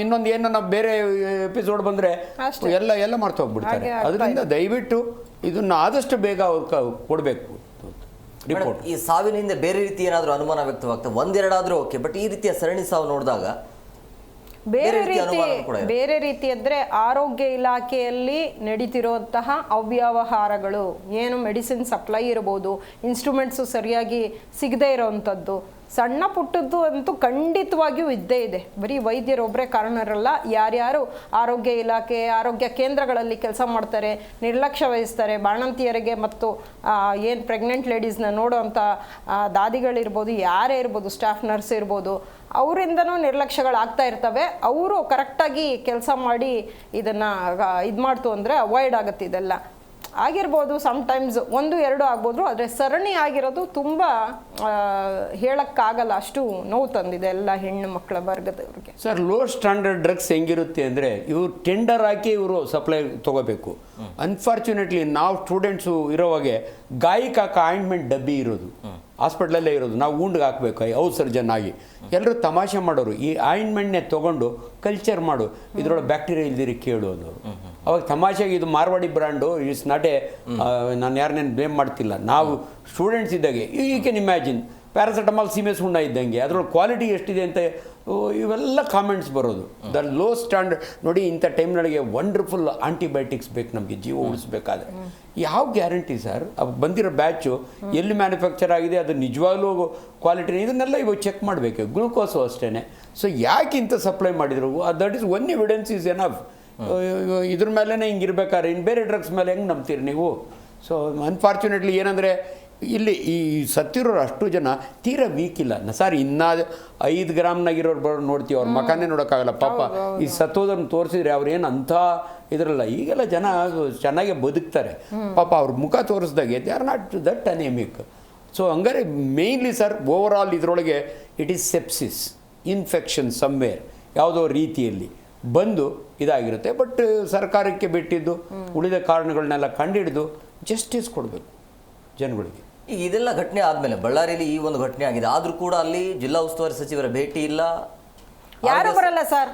ಏನು ಅಧಿಕಾರಿಗಳು, ಸಚಿವರು, MLAಗಳು, ಕಾರ್ಪೊರೇಟ್ರು ಯಾರು ತಲೆ ಕೆಡಿಸ್ಕೊಳ್ಳಲ್ಲ. ಈಗೇನಾಗೋಗಿದೆ ಅಂದರೆ ಯಾವ ಆಸ್ಪತ್ರೆಯಲ್ಲಿ ಯಾರು ಸಾಯಲಿ ಅದ್ರ ಬಗ್ಗೆ ಒಂದು ತನಿಖೆ ಆಗಲಿ, ಆರ್ಡರ್ ಮಾಡೋದಾಗಲಿ ಅದೆಲ್ಲ ಏನು ಬೇಕಾಗಿಲ್ಲ. ಬರೀ ದುಡ್ಡಿನ ಹಿಂದೆ ಓಡೋ ಅಂಥ ಅಧಿಕಾರಿಗಳಾಗೋಗಿದ್ದಾರೆ. ಇದರಲ್ಲಿ ಯಾರ್ದು ಇದೆ ಅಂತ ಹೇಳಲಿಕ್ಕಂದ್ರೆ ತುಂಬ ಇದೆ ಮಾತಾಡೋದು. ಸರ್ ಬಳ್ಳಾರಿ ರಿಪಬ್ಲಿಕ್ ಅನ್ನೋರಲ್ಲ ನೀವು ನಂಬಿ. ನಾನು ಆ ಕಾಲೇಜಿನಿಂದ ಓದಿರೇನು. ಅಲ್ಲಿನ ಒಬ್ಬ ಡೈರೆಕ್ಟ್ರು ಜೂನಿಯರ್ ಮೋಸ್ಟ್ ಇದ್ದ, ಯಾವ ಶ್ರೀರಾಮುಲು ಕಾಲದಲ್ಲಿ, ಶ್ರೀರಾಮುಲು ರೆಡ್ಡಿ ಇದ್ದಾಗೆ. ಯಾರು ಕೇಳ್ತಾರ್ರಿ ಸರ್? ಅದು junior most fellow was the director of this institution. So ಇಂಥ ಇರೋವಾಗೆ ನಾವು ನೋಡಿದನ್ನು ಹೇಳಲಿಕ್ಕೆ ತಪ್ಪೇನಿಲ್ಲ. ನಾನು being A senior man Mandya medical ಕಾಲೇಜ್ಗೆ ಡೀನಾಗಿ ಸೆಲೆಕ್ಟ್ ಆಗಿದ್ದೆ. ಆದರೆ ಆಗಿನ ಕನ್ಸರ್ನ್ ಮಿನಿಸ್ಟ್ರು ನನಗೆ 50 ಲಕ್ಷ ಕೇಳಿದರು. ನಾನು ಅದನ್ನು ಒಂದು ಮಾಧ್ಯಮದಲ್ಲಿ ಎಪಿಸೋಡ್ ಮಾಡಿದ್ದೆ ಅದನ್ನು. ಸರ್ ಇವನ್ನೆಲ್ಲ ಓಪನ್ ಆಗಿ ಮಾತಾಡ್ಬೇಕು ಸರ್. ನಾವು ಎದುರ್ಕೊಂಡು ಕೂತ್ರೆ ಆಗೋದಿಲ್ಲ. ಇಲ್ಲಿ ಹಂಗೆ ಆಗುತ್ತೆ ಸರ್. ಎಲ್ಲೋ ನೋಡಿ ಉಸ್ತುವಾರಿ ಮಂತ್ರಿ ಬರ್ಬೇಕು ಸರ್. ಮೆಡಿಕಲ್ ಕಾಲೇಜ್ 4 ಡೆತ್ ಆದಾಗೆ ಇವ್ರು ಬರಲಿಲ್ಲ ಅಂದರೆ ಏನು ಬರೀ ಓಟ್ ಕೇಳೋಕ್ಕೆ ಐದು ಡೆತ್ ಆಗಿರೋವಾಗೆ ಯು ಹ್ಯಾಸ್ ಟು ಕಮ್, ನಿಂತ್ಕೋಬೇಕು ಅವರು. ಜನಗಳ ಮಧ್ಯೆ ನಿಂತು ನಿಮ್ಗಾಗಿರೋ ಅನ್ಯಾಯಕ್ಕೆ ನಾನು ಹೋರಾಡ್ತೀನಿ ಅಂತ ಹೇಳಬೇಕು. ಅದೊಂದು ಎಕ್ಸಾಂಪಲ್ ಆದರೆ ಇಡೀ ಕರ್ನಾಟಕ ರಾಜ್ಯದಲ್ಲಿ ಎಲ್ರಿಗೂ ಧೈರ್ಯ ಬರುತ್ತೆ. ಪರವಾಗಿಲ್ಲಪ್ಪ ಅಲ್ಲಿ ಹಂಗೆ ಮಾಡಿದ್ರು, ನಾವು ನಮ್ಮಲ್ಲಿ ಎಕ್ಸ್ಪೆಕ್ಟ್ ಮಾಡೋಣ ಅಂತ. ನಾನು ಅದನ್ನೇ ಹೇಳ್ತಾ ಇರೋದು. ಈಗ ವೈದ್ಯರಿಗೆ ಏನು ಶಿಕ್ಷೆ, ಹೌದು, ಸಿಬ್ಬಂದಿಗಳಿಗೆ ಏನು ಶಿಕ್ಷೆ, ತಪ್ಪು ಮಾಡಿದ್ರೆ ಶಿಕ್ಷೆ ಆಗಲಿ, ಇಲ್ದಿರಿ ಬೇಡ. ಹೊಣೆ ಯಾರು ಅಂತ ಯಾರು ಹೊಣೆ? ಎಲ್ಲ ಒಂದು ವೈದ್ಯ ತಂಡ, ಆರೋಗ್ಯ ಇಲಾಖೆ ಇದಕ್ಕೆ ಹೊಣೆ ಎತ್ಕೋಬೇಕು, ಅವರೇ ತಗೋಬೇಕು ಇದ್ರ ಬಗ್ಗೆ. ವೈದ್ಯರು ಒಳ್ಳೆ ಕೆಲಸ ಮಾಡಿದ್ರೆ ಬೆಂತಟ್ಲಿ ಪರವಾಗಿಲ್ಲ, ವಿ ಆರ್ ಎಕ್ಸ್ಟ್ರೀಮ್ಲಿ ಹ್ಯಾಪಿ. ತಪ್ಪಾದಾಗೆ ದೇರ್ ಇಸ್ ನೋ ಎಕ್ಸ್ಕ್ಯೂಸ್. ಯಾಕಂದ್ರೆ ಯಾರ್ದೋ ಡೆತ್ ಸರ್. ನಮ್ಮನ್ನೇ ಹೆಣ್ಮಕ್ಳು ಸತ್ತಾಗ ನಮಗೆ ದುಃಖ ಆಗಲ್ವಾ? ಹಾಗೆ ಆ ಹೆಣ್ಮಕ್ಳಿಗೆ ಯಾರು ನ್ಯಾಯ ಕೊಡಿಸೋರು ಯಾರು? ಡೆಫಿನೆಟ್ಲಿ ಎಲ್ಲೋ ಒಂದು ಕಡೆ ಇಂಥ ಸಾವುಗಳು ನಿಜವಾದ ಸಮಾಜದಲ್ಲಿ ನಾಟ್ ಅಕ್ಸೆಪ್ಟಬಲ್. ಏನು ಮಾಡಬೇಕು ಸರ್? ಸರ್ಕಾರ ಏನು ಮಾಡಬೇಕು? ಯಾಕೆ ಇಮಿಡಿಯೇಟ್ಲಿ ಸರ್ ಗುಂಡೂರಾವ್ ಅವ್ರಿಗೆ ಒಂದು ಮನವಿ, ರಿಕ್ವೆಸ್ಟು. ಇಮಿಡಿಯೇಟ್ಲಿ ಏನು ಕಾರಣ, ಅದೇನು ದೊಡ್ಡ ಇದೇನಲ್ಲ ಇದು. ಇದು ಏನು ಕಾರಣ ಆಯಿತು, ಯಾಕಾಯಿತು, ಇದನ್ನು ತೊಗೊಂಡು ಕಮಿಟಿ ಮಾಡಿದ್ದಾರೆ. ಕಮಿಟಿ ರಿಪೋರ್ಟ್ ಮಾಡಿಬಿಟ್ಟು ಸುಮ್ಮನೆ ಅವ್ರಿಗೆ TAD ಕೊಟ್ಟರೆ ಬೆಂಗಳೂರಿಂದ ಬಳ್ಳಾರಿಗೆ ಹೋಗೋದಲ್ಲ, ಹೋಗಿ ಅದನ್ನು ಮಾಡಿ ಕೊಡಬೇಕು, ಪಬ್ಲಿಕ್ಕಿಗೆ ಅರ್ಥ ಆಗಬೇಕು. ಇವತ್ತು ಮಾಧ್ಯಮಗಳಿದ್ದಾವೆ, ಬಂದಿದ್ದ ರಿಪೋರ್ಟ್ ನಾನು ನಿಮ್ಮ ಮುಖಾಂತರ ಜನಸಾಮಾನ್ಯರಿಗೆ ತೋರಿಸಿದರೆ ಎಲ್ಲೋ ಜನಗಳಿಗೆ ಗೌರ್ಮೆಂಟ್ ಆಸ್ಪತ್ರೆಯಲ್ಲಿ ಒಂದು ಕಾನ್ಫಿಡೆನ್ಸ್ ಬರುತ್ತೆ, ಒಂದು ನ್ಯಾಯ ಸಿಗ್ದಂಗೆ ಆಗುತ್ತೆ. ಇಲ್ಲ, ನಾವು ನಾನು I am not only A doctor, ನಾನು ಒಬ್ಬ ಸಾಮಾಜಿಕ ಕಾರ್ಯಕರ್ತನ ಥರ ಮಾತಾಡ್ತೀನಿ. I am very happy madam ಬಂದಿದ್ದಾರೆ ಅವ್ರ ಪರವಾಗಿ ಮಾತಾಡಲಿಕ್ಕೆ. ಇದು ಎಲ್ಲರ ಜವಾಬ್ದಾರಿ ಸರ್. ಸೊ ನಮ್ಮಂಥವ್ರು ಮಾಧ್ಯಮದವ್ರು ನೋಡಿ, ನೀವು ಎಷ್ಟು ಚೆನ್ನಾಗಿ ಇಂಥ ಟಾಪಿಕ್ ತೊಗೊಂಡಿದ್ದೀರಿ. ಇಲ್ಲ, ಇದು ಕೊನೆ ಗಡಿಗೆ ಆಗೋವರೆಗೂ they are answerable, they are accountable. Gundu Rao ಅವರು is a very sensible minister ಇದ್ದಾರೆ, ಡಾಕ್ಟರ್ ಅಲ್ಲ. ಆದರೂ ಕೂಡ ನನಗೆ ಅವರಿಗೆ ಒಂದು ಮನವಿ, ಇವನ ಶಿಕ್ಷಣ ಸಚಿವ ಸರ್, ಇದು medical college comes under medical education. ನಮ್ಮ ಇವರೇ ಡಾಕ್ಟ್ರೇ ಇದ್ದಾರೆ ಗುಲ್ಬರ್ಗದವರು, ಶರಣಪ್ಪ ಇವರು. ಆದ್ದರಿಂದ ದಯವಿಟ್ಟು ಇದನ್ನು ಸೀರಿಯಸ್ ಆಗಿ ತೊಗೊಂಡು ಎಲ್ಲೋ ಒಂದು ಕಡೆ ನ್ಯಾಯ ಒದಗಿಸ್ಬೇಕು ಅನ್ನೋದು ನಮ್ಮ ಮನವಿ. ಪರಿಮಳ ಮೇಡಮ್, ಈಗ ಈ ಮಹಿಳೆಯರು ಮತ್ತೆ ಆ ಕುಟುಂಬಸ್ಥರು ಯಾವ ರೀತಿಯಾಗಿ ಎಚ್ಚೆತ್ಕೊಳ್ಬೇಕು ಅಂತ ಸಂಪರ್ಕ ಸಾಧ್ಯ ಆಗ್ತಾ ಇಲ್ಲ ಮೇಡಮ್? ಯಾವ ರೀತಿಯಾಗಿ ಎಚ್ಚೆತ್ಕೊಳ್ಬೇಕು ಈಗ ಮುಂದೆ? ಮಹಿಳೆಯರು ಏನು ನೋಡ್ತಾ ಇದ್ದಾರೆ, ಹೆಣ್ಮಕ್ಳು ಟಿವಿಯಲ್ಲಿ ಇದು ಪ್ರಸಾರ ಆಗ್ತಾ ಇದೆ, ಏನು ಮೆಡಿಸಿನ್ಸ್ನ ತಗೋತಾ ಇದ್ದಾರೆ ಅವರು, ಅದ್ರ ಬಗ್ಗೆ ಡೀಟೈಲಾಗಿ ಇನ್ಫಾರ್ಮೇಷನ್ ತೊಗೋಬೇಕು. ಅವ್ರ ಆಸ್ಪತ್ರೆಗಳಲ್ಲಿ ಏನು ಕೊಡ್ತಾ ಇದ್ದಾರೆ, ಮತ್ತು ಡಾಕ್ಟ್ರ್ ಹತ್ರ ಖುದ್ದಾಗಿ ಮಾತಾಡಬೇಕು, ಓಪನ್ ಮೈಂಡಲ್ಲಾಗಿ ಮಾತಾಡಬೇಕು. ಕೆಲವು ಹೆಣ್ಮಕ್ಳು ಮಾತೇ ಆಡಲ್ಲ, ಏನಾಗುತ್ತೆ ಅನ್ನೋದು ವಿಚಾರನೂ ತಿಳಿಸಲ್ಲ, ಮಾತಾಡಿಲ್ಲ ಅಂತಂದರೆ ಯಾವುದೇ ಥರ ಪರಿಹಾರ ಡಾಕ್ಟ್ರು ಕೂಡ ಕೊಡೋದಕ್ಕಾಗೋದಿಲ್ಲ. ಅವ್ರಿಗೇನಾಗ್ತಾ ಇದೆ, ಏನು ಸಮಸ್ಯೆ ಆಗ್ತಾ ಇದೆ, ಡೆಲಿವರಿ ಟೈಮಲ್ಲಿ ಇರ್ಬೋದು, ಆದಮೇಲೆ ಇರ್ಬೋದು, ಅದನ್ನು ಡಾಕ್ಟ್ರ್ ಹತ್ರ ಪ್ರಸ್ತ ಮುಕ್ತವಾಗಿ ಮಾತಾಡಬೇಕು. ಅದಕ್ಕೆ ಅವಕಾಶ ಮಾಡಿಕೊಡ್ಬೇಕು ಡಾಕ್ಟ್ರುಗಳಿಗೂ ಸಹ, ಅಲ್ಲಿರೋ ವೈದ್ಯಾಧಿಕಾರಿಗಳು ಯಾರೇ ಇದ್ದರೂ ಕೂಡ. ಇದು ಮುಂದಿನ ದಿನಗಳಲ್ಲಿ ಅದು ಆಗಬಾರ್ದು ಅನ್ನೋ ರೀತಿಯಲ್ಲಿ ಎಲ್ಲ ಹೆಣ್ಮಕ್ಳು ಎಲ್ಲ ಆಸ್ಪತ್ರೆಗಳಲ್ಲಿ ಅವ್ರ ಜೊತೆಗೆ ಇರುವಂಥ ತಾಯಂದಿರ್ಬೋದು, ಅಕ್ಕ ತಂಗಿರಿರ್ಬೋದು, ಇದ್ರ ಬಗ್ಗೆ ಮಾಹಿತಿ ತಿಳ್ಕೊಂಡಿರಬೇಕು. ಮಾಹಿತಿ ಕೊರತೆ ಇದೆ. ಏನು ಹೆಣ್ಮಕ್ಳಿಗೆ ಡೆಲಿವರಿ ಅಂದ್ರೇನು, ಅದಾದಮೇಲೆ ಹೇಗೆ ಇದು ಮಾಡಬೇಕು, ಯಾವ್ಯಾವ ಮೆಡಿಸಿನ್ಸ್ ತೊಗೋಬೇಕು, ಅದ್ರ ಬಗ್ಗೆ ಒಂದು 0% ಅವ್ರಿಗೆ ಮಾಹಿತಿ ಇರಲ್ಲ. ಆ ಮಾಹಿತಿನ ಅವರೆಲ್ಲ ತಗೊಂಡ್ರೆ ಮಾತ್ರ ಇದು ಅವಾಯ್ಡ್ ಆಗುತ್ತೆ ಅಂತ ನನ್ನ ಅನಿಸಿಕೆ. ಗರ್ಭಿಣಿ ಸ್ತ್ರೀಯಲ್ಲಿ ಒಂದು ಮನವಿ, ದಯವಿಟ್ಟು ನಿಮ್ಮ ಹೊಟ್ಟೆಯಲ್ಲಿ ಪಾಪು ಇರೋದ್ರಿಂದ 2 ಜೀವ, ನೀವು ಈ ಮೂಢನಂಬಿಕೆಗಳನ್ನೆಲ್ಲ ಬಿಟ್ಟು ಹಣ್ಣು ಹಂಪಲು, ಸೊಪ್ಪು ತರಕಾರಿ, ಕೋಳಿ ಮೊಟ್ಟೆ, ಪ್ರೋಟೀನ್ಸ್ ಅವೆಲ್ಲ ನಿಮ್ಮ ಮಗು ಬೆಳವಣಿಗೆ ಆಗಬೇಕು. ನೀವು ಆರೋಗ್ಯವಾಗಿದ್ದರೆ ಡೆಲಿವರಿ ಈಸಿ ಆಗುತ್ತೆ. ಇನ್ಫ್ಯಾಕ್ಟ್ ಭಾಳ ಜನಕ್ಕೆ ತುಂಬ ವೀಕ್ ಇದ್ದರೆ ತಡ್ಕೊಳಕ್ಕೂ ಆಗಲ್ಲ ಡೆಲಿವರಿ ಪೇಯ್ನ. ಅವಾಗ ಎಷ್ಟು ಸಾರಿ ಸಿಸೇರಿಯನ್ ಮಾಡಿಸ್ಕೊಳ್ಳೋ ಅವರೇ ಹೇಳ್ತಾರೆ, ನನಗೆ ತಡ್ಕೊಳಕ್ಕಾಗಲ್ಲ ಡಾಕ್ಟ್ರೆ ಸಿಸೇರಿಯನ್ ಮಾಡಿ ಅಂತ. ಅದಕ್ಕೆ ಇವರು ಆರೋಗ್ಯವಾಗಿದ್ದಾರೆ. ಆಮೇಲೆ ಕೊನೆ ಟರ್ಮ್ನವ್ರಿಗೂ ಈ ಆಕ್ಟಿವ್ ಆಗಿರಬೇಕು. ಭಾಳ ಜನ ತುಂಬ ರೆಸ್ಟ್ ತೊಗೊಳ್ಳೋದು ಬೇಕಿಲ್ಲ. ಇಟ್ಸ್ ಎ ಫಿಸಿಯಾಲಜಿ ಅಂತೀವಿ ನಾವು. ಪ್ರೆಗ್ನೆಂಟ್ ವುಮನ್ ಆಕ್ಟಿವ್ ಆಗಿರಬೇಕು. ಎಲ್ಲೋ ಒಂದು ನೀರುಗಳು ಕುಡಿಯಲ್ಲ ಹೆಣ್ಣು ಮಕ್ಕಳು, ನೀರು ಕುಡಿಬೇಕು ಚೆನ್ನಾಗಿ. ದಿನಕ್ಕೊಂದು ಹಣ್ಣು, ನೀವು ಚೇಪೆ ಹಣ್ಣನ್ನು ತಿನ್ನಿ, ಬಾಳೆಹಣ್ಣನ್ನು, ಪಪಾಯ. ನಮ್ಮಲ್ಲಿ ಏನಾಗಿದೆ ಸರ್, ಇವತ್ತು ಕೂಡ ಪರಂಗಿ ಹಣ್ಣು ತಿಂದರೆ ಹೀಟು, ಅಬಾರ್ಷನ್ ಆಗಿಬಿಡುತ್ತೆ. ಚೇಪೆಕಾಯಿ ತಿಂದರೆ ಶೀತ, ಮಗುಗಿದಾಗುತ್ತೆ. ದಯವಿಟ್ಟು ಇವೆಲ್ಲವನ್ನು ಬಿಟ್ಬಿಡಿ. ಭಾಳ ಇಂಪಾರ್ಟೆಂಟು. ಆಹಾರ ಮನುಷ್ಯನಿಗೆ ಭಾಳ ಮುಖ್ಯ. ಅದರೊಳಗಾಗಿ ಪ್ರೆಗ್ನೆಂಟ್ ವುಮನ್ಗೆ ಇದು ಬಹಳ ಇಂಪಾರ್ಟೆಂಟು. ಅದರಿಂದ ದಯವಿಟ್ಟು ನಿಮ್ಮ ಆರೋಗ್ಯ. ಆಮೇಲೆ ಹಿಮೋಗ್ಲೋಬಿನ್ ಚೆಕ್ ಮಾಡಿಸ್ತಾರೆ ಮೋಸ್ಟ್ ಆಫ್ ದಿ. ಇವರು ಹೋಗಿರಲ್ಲ ಪಾಪ, ಬಟ್ ಪ್ರತಿ ಹೆಣ್ಮಗಳು ಕೂಡ ತನ್ನ ಹಿಮೋಗ್ಲೋಬಿನ್ ವೆರಿ ಸಿಂಪಲ್ ಟೆಸ್ಟ್, 50 ರೂಪಾಯಿ ಕೊಟ್ಟರೆ ಲ್ಯಾಬ್ನಲ್ಲಿ ಹಿಮೋಗ್ಲೋಬಿನ್ ಎಷ್ಟಿದೆ ಅಂತ ಹೇಳ್ತಾರೆ. ಕೆಲವರು ಥೈರಾಯ್ಡ್ ಪ್ರಾಬ್ಲಮ್ ಇರುತ್ತೆ, ಕೆಲವರು ಶುಗರ್. ನೋಡಿ ಸರ್, ಇನ್ನೊಂದು ನಾನು ಹೇಳ್ತೀನಿ, ಇವ್ರು ಯಾರ್ದು ಶುಗರ್ ರಿಪೋರ್ಟು ಅನೌನ್ಸ್ ಮಾಡಿಲ್ಲ. ಅನೇಕ ಇವತ್ತು ಪ್ರೆಗ್ನೆನ್ಸಿ ಒಳಗೆ ಪ್ರೆಗ್ನೆನ್ಸಿ ಇಂಡ್ಯೂಸ್ ಡಯಾಬಿಟಿಸ್ ಅಂತೀವಿ ನಾವು. ಆ ಟೈಮ್ನಾಗ ಸಕ್ಕರೆ ಕಾಯಿಲೆ ಸ್ಟಾರ್ಟ್ ಆಗಿರುತ್ತೆ. ಅದನ್ನೇನಾದರೂ ಫಿಸಿಷಿಯನ್ ಇದು ಭಾಳ, ಇವಾಗ ಮೆಡಿಕಲ್ ಕಾಲೇಜ್ ಆದರೆ ಫಿಸಿಷಿಯನಿಗೆ ತೋರಿಸಿ ಅವರು ಡಯಾಬಿಟಿಸ್ಗೂ ಒಂದು ಟ್ರೀಟ್ಮೆಂಟ್ ಕೊಟ್ಟಿರ್ತಾರೆ. ಪಾಪ ಇವರಲ್ಲಿ ಯಾರು ತೊಗೊಂಡ್ರೋ ಯಾರು ಇಲ್ವೋ ಏನೂ ಗೊತ್ತಿಲ್ಲ. ಇವಿಷ್ಟು ಡೀಟೇಲ್ಸು ದಯವಿಟ್ಟು ಕೊಡಿ ಆ ಕಮಿಟಿ. ಲಕ್ಕಿಲಿ ಕಮಿಟಿ ಹೋಗಿರೋರು ಕೂಡ ಆಬ್ಸ್ಟೆಟ್ರಿಷಿಯನ್. ಆದ್ದರಿಂದ ಯಾರನ್ನೂ ಪ್ರೊಟೆಕ್ಟ್ ಮಾಡೋದು ಏನು ಮಾಡಿದ್ದೀರಾ ಈ ಜನಗಳಿಗೊಂದು ನ್ಯಾಯ ಕೊಡಿಸೋದು ಇಂಪಾರ್ಟೆಂಟ್. ಸರ್, ಈ ಪ್ರಕರಣದಲ್ಲಿ ಬದುಕುಳಿಯೋ ಸಾಧ್ಯತೆ ಇರುತ್ತಾ ಇಲ್ವೇ? ಡೆಫಿನೆಟ್ಲಿ ಇರುತ್ತೆ ಸರ್. ಅರ್ಲಿ ರೆಕಗ್ನೈಸ್ ಮಾಡಿದರೆ. ಇವಾಗ 2ನೇ ದಿವಸನೇ ಲಕ್ಷಣಗಳಿರ್ತವೆ. ಇವಾಗ ಒಂದು ಏಕ್ದಮ್ ಹಂಗೆ ಸತ್ತೋಗ್ಬಿಡಲ್ಲ ಅವಳು. ಅವಳಿಗೆ ಜ್ವರ ಇರ್ತದೆ, ಮೈಕೈ ನೋವಿರುತ್ತೆ, ಏನೋ ಒಂಥರ ಡಿಸೋರಿಯೆಂಟೇಷನ್ ಇರುತ್ತೆ. ಡಾಕ್ಟರ್ ನೋಡಿ ಒಂದು ಫಿಸಿಷಿಯನಿಗೆ ತೋರಿಸಿ ಯಾಕೋ ಸರಿಯಾಗಿಲ್ಲ ಅಂತ ಹೇಳಿ ಬ್ಲಡ್ ಕಲ್ಚರ್ ಮಾಡಿ ಅಥವಾ ಗ್ಲೂಕೋಸ್ನೇ ಕಲ್ಚರ್ ಮಾಡಿದರೆ ಇದರೊಳಗೆ ಏನೋ ಬ್ಯಾಕ್ಟೀರಿಯಾ ಇದೆ. ಇವತ್ತು ಫೆಸಿಲಿಟಿ ಇದೆ ಸರ್. ಕಲ್ಚರ್ ಮಾಡಿ ಯಾವ ಬ್ಯಾಕ್ಟೀರಿಯಾ ಇದೆ, ಅದಕ್ಕೆ ಯಾವ ಆಂಟಿಬಯೋಟಿಕ್ ಕೊಡಬೇಕು, ಇದ್ರ ಕಲ್ಚರ್ ಅಂಡ್ ಸೆನ್ಸಿಟಿವಿ ಅಂತೀವಿ, ಅದನ್ನು ಕೊಟ್ಟಿದ್ರೆ ಆ್ಯಂಡ್ ಈ ಗ್ಲೂಕೋಸ್ನೆಲ್ಲ ಬಿಸಾಕ್ಬಿಟ್ಟು ಬೇರೆ ಬ್ಯಾಚ್ ತರಿಸಿ IV ಫ್ಲೂಯಿಡ್ಸ್ ಹಾಕಿದರೆ ಡೆಫಿನೆಟ್ಲಿ ಉಳ್ಕೊಳ್ಳಿಕ್ಕೆ ಸಾಕಷ್ಟು ಮಾರ್ಗಗಳಿದ್ದು. ಅದು ಹೆಂಗೆ ಅವ್ರನ್ನ ಸಾಯ್ಲಿಕ್ಕೆ ಬಿಟ್ಟರು ನಮಗಂತೂ ಗೊತ್ತಾಗೋದು. ಮೇಡಮ್, ಈಗ ಕೊನೆಯದಾಗಿ ಬಾಣಂತಿಯರು ಮತ್ತು ಸರ್ಕಾರ ಯಾವ ರೀತಿಯಾಗಿ ಎಚ್ಚೆತ್ಕೊಳ್ಬೇಕು? ಅದೇ ನಾವು ಹೇಳ್ದಂಗೆ ಸರ್ಕಾರ ನಿಜವಾಗ್ಲೂ ಕ್ರಮ ಕೈಗೊಳ್ಳಬೇಕು. ಏನಿದೆ ಚರ್ಚೆಗಳಾಗಬೇಕು. ವೈದ್ಯಾಧಿಕಾರಿಗಳಿರ್ಬೋದು, ಆಸ್ಪತ್ರೆ ಸಿಬ್ಬಂದಿ ವರ್ಗದ ಮೇಲೆ ಎಲ್ಲ ಥರ ನಿಗಾ ವಹಿಸಿ ಅವರು ಯಾಕೆ ಈ ಥರ ಆಗಿದೆ ಅನ್ನೋದ್ರ ಬಗ್ಗೆ ಕೂಲಂಕಷವಾಗಿ ತನಿಖೆ ಆಗಬೇಕು. ಅದು ಬಹಿರಂಗ ಆಗಬೇಕು. ತನಿಖೆ ಕೂಡ ನಿಮ್ಮ ಮಾಧ್ಯಮದಲ್ಲೇ ಪ್ರಸಾರ ಆಗಬೇಕು. ಏನಾಗಿದೆ, ಯಾಕಾಗ ಆಯಿತು ಅನ್ನೋದು ಪ್ರಸಾರ ಆದಾಗ ಮುಂದಿನ ಹೆಣ್ಮಕ್ಳು ಏನು ಬಾಣಂತಿಯರು ಅವರು ಎಚ್ಚೆತ್ಕೊಳ್ಬೋದು. ಹೌದು, ನಾವು ಇಂಥದ್ದು ಕೇಳಬೇಕು, ಮಾಹಿತಿ ಇದು ಪಡ್ಕೋಬೇಕು. ಮತ್ತು ವೈದ್ಯರ ನಿರ್ಲಕ್ಷ್ಯ ಇದೆ ಅಂತ ಅನಿಸಿದ್ರೆ ಖಂಡಿತವಾಗೂ ಅವ್ರಿಗೂ ಶಿಕ್ಷೆ ಆದರೆ ಆವಾಗ ಎಲ್ಲ ಆಸ್ಪತ್ರೆಗಳ ತಂಡದವ್ರಿಗೆ ಒಂದು ಭಯ ಬರುತ್ತೆ. ಮತ್ತು ವೈದ್ಯಾಧಿಕಾರಿಗಳು, ಮೆಡಿಕಲ್ ಮಾಫಿಯಾ ತುಂಬ ಇದೆ ದಂಧೆ, ಮೆಡಿಸಿನ್ಸ್ನಲ್ಲಿ ತುಂಬ ನಡೆಯುತ್ತೆ, ಅದು ಅವಾಯ್ಡ್ ಆಗುತ್ತೆ.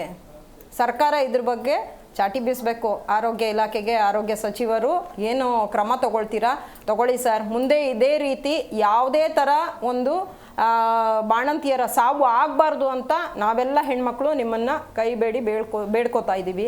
ದಯವಿಟ್ಟು ಇದು ನಿಲ್ಲಬೇಕು. ಹೆಣ್ಮಕ್ಳಿಗೆ ಆಗುವಂಥ ಶೋಷಣೆ ಮತ್ತು ಏನು ಸಾವು ಅದು ನಿಲ್ಲಬೇಕು ಅನ್ನೋದಕ್ಕೋಸ್ಕರ ನಾವು ಈ ಚರ್ಚೆನ ನೀವು ಕರೆದಿದ್ದೀರಾ. ನಿಜವಾಗ್ಲೂ ತುಂಬ ಒಳ್ಳೆಯ ಸಬ್ಜೆಕ್ಟ್ ಇದು ನೀವು ಮಾಡ್ತಾ ಇರೋದು. ಹಾಗಾಗಿ ಇದು ಮುಂದುವರಿಲಿ. ಇದೇ ರೀತಿ ನೀವು ಮಾಡುವಂಥ ಕೆಲಸಗಳು ಇನ್ನೂ ಹೆಚ್ಚು ಹೆಚ್ಚು ಪ್ರಸಿದ್ಧಿಯಾಗಲಿ ಅಂತ ನಾನು ಇಷ್ಟಪಡ್ತೀನಿ. ಸಾರ್ವಜನಿಕರ ಗಮನಕ್ಕೆ ಜೂನಿಯರ್ಸ್ ಡೆಲಿವರಿ, ನಾನು ಹೌಸ್ ಸರ್ಜನ್ ಆಗಿದೆ, ಕಂಪಲ್ಸರಿ 30 ಡೆಲಿವರಿ ನಾನು ಮಾಡಲೇಬೇಕಿತ್ತು. ಇವತ್ತು ಹಂಗೆ ಸಿಸ್ಟಮ್ ಇದೆ. ಆದರೆ ಸೀನಿಯರ್ಸ್ ಇರ್ತಾರೆ. ದಯವಿಟ್ಟು ಮನವಿ, ಸೀನಿಯರ್ಸು ದಯವಿಟ್ಟು ನಿಮ್ಮ ಜವಾಬ್ದಾರಿ ತಗೊಂಡು ಇಂಥ ಹೆಣ್ಣು ಮಕ್ಕಳ ಜೀವನ ಕಾಪಾಡಿ ಅಂತ ನನ್ನ ಮನವಿ. ಪರಿಮಳ ಮೇಡಮ್, ಆವಾಗಿನ ಸಂಪರ್ಕಕ್ಕೆ ಸಿಗ್ತಾನೆ ಇಲ್ಲ. ಕ್ವಿಕ್ ಆಗಿ ಏನಂದ್ರೆ ಸರ್ಕಾರಕ್ಕೆ ಎಚ್ಚರಿಕೆ ಕೊಡೋದಾದ್ರೆ ಅಥವಾ ಈ ಮಹಿಳೆಯರಿಗೆ ಎಚ್ಚರಿಕೆ ಕೊಡೋದಾದ್ರೆ ಏನು ಅಂದ್ರೆ ಏನ್ ಸಲಹೆ ಕೊಡ್ತೀರಿ? ಮಹಿಳೆಯರು ತಮ್ಮ ಆರೋಗ್ಯದ ಬಗ್ಗೆ ಹೆಚ್ಚಾಗಿ ತಿಳಿದುಕೊಂಡು ಇರೋ ಸೌಲಭ್ಯಗಳನ್ನೆಲ್ಲ ಉಪಯೋಗಿಸ್ಕೊಂಡು ತಾವು ತಮ್ಮನ್ನೇ ಒಂದು ಶಕ್ತಿಯಿಂದ ಆರೋಗ್ಯವಂತರನ್ನಾಗಿ ಮಾಡ್ಕೋಬೇಕು.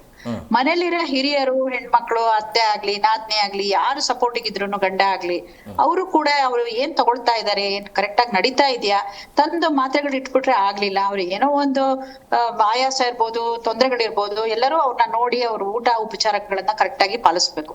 ಸರ್ಕಾರಕ್ಕೆ ಯಾವಾಗ್ಲೂ ನಾವು ಎಲ್ಲ 41 ವರ್ಷದಿಂದ ಸರ್ಕಾರ ಸೇವೆನಲ್ಲಿ ನಿವೃತ್ತರಾದವರು ನಾವು ಹೇಳೋದು ಇಷ್ಟೇ, ದಯಮಾಡಿ ನಮ್ಗಿರೋ ಒಂದು ಉತ್ಸಾಹನ ಬತ್ತಿಸ್ತೇನೆ ನಮ್ಗೆ ಕೆಲಸ ಮಾಡಕ್ಕೆ ಅವಕಾಶ ಮಾಡ್ಕೊಡಿ. ಎಲ್ಲ ವಿನಾಕಾರಣಕ್ಕೆ ನಮ್ಮಲ್ಲಿರೋ ಒಂದು ಉತ್ಸಾಹಕ್ಕೆ ತಣ್ಣೀರಿಡ್ದಂಗೆ ವೈದ್ಯರೇ ಕಾರಣರಾದ್ರು ಅಂತ ಅಲ್ಲ. ಎಲ್ಲಿ ಊರಿರುತ್ತೋ ಅಲ್ಲಿ ಡ್ಯಾಶ್ ಒಂದು ಇರುತ್ತೆ ಅನ್ನೋದು ಎಲ್ಲರಿಗೂ ಗೊತ್ತಿರೋದು.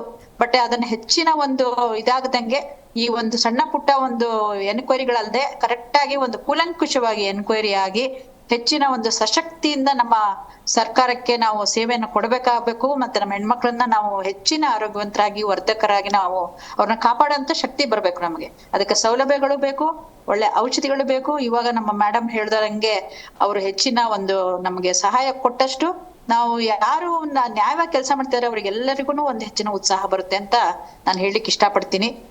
ಈ ತರ ಹೇಳಿ ನೀವು ಈ ಕಾರ್ಯಕ್ರಮ ಹಾಕೊಂಡಿರೋದು ತುಂಬಾ ಒಳ್ಳೇದು. ಅಟ್ಲೀಸ್ಟ್ ಒಂದು ಎಚ್ಚರಿಕೆ ಕೊಡ್ತಾ ಇದೀವಿ, ಮತ್ತೆ ಬೇಡ್ಕೊಳ್ತಾ ಇದೀವಿ, ನಮ್ಗೆ ಆದಷ್ಟು ಇದನ್ನ ಈ ತರ ಆಗದಂಗ್ ನೋಡ್ಕೊಳ್ಳಿ ಅಂತ ನಾವು ಕೂಡ ಒಂದು ಮನವಿ ಮಾಡ್ತಾ ಇದೀವಿ. ಇವಾಗ ಒಳ್ಳೇದು.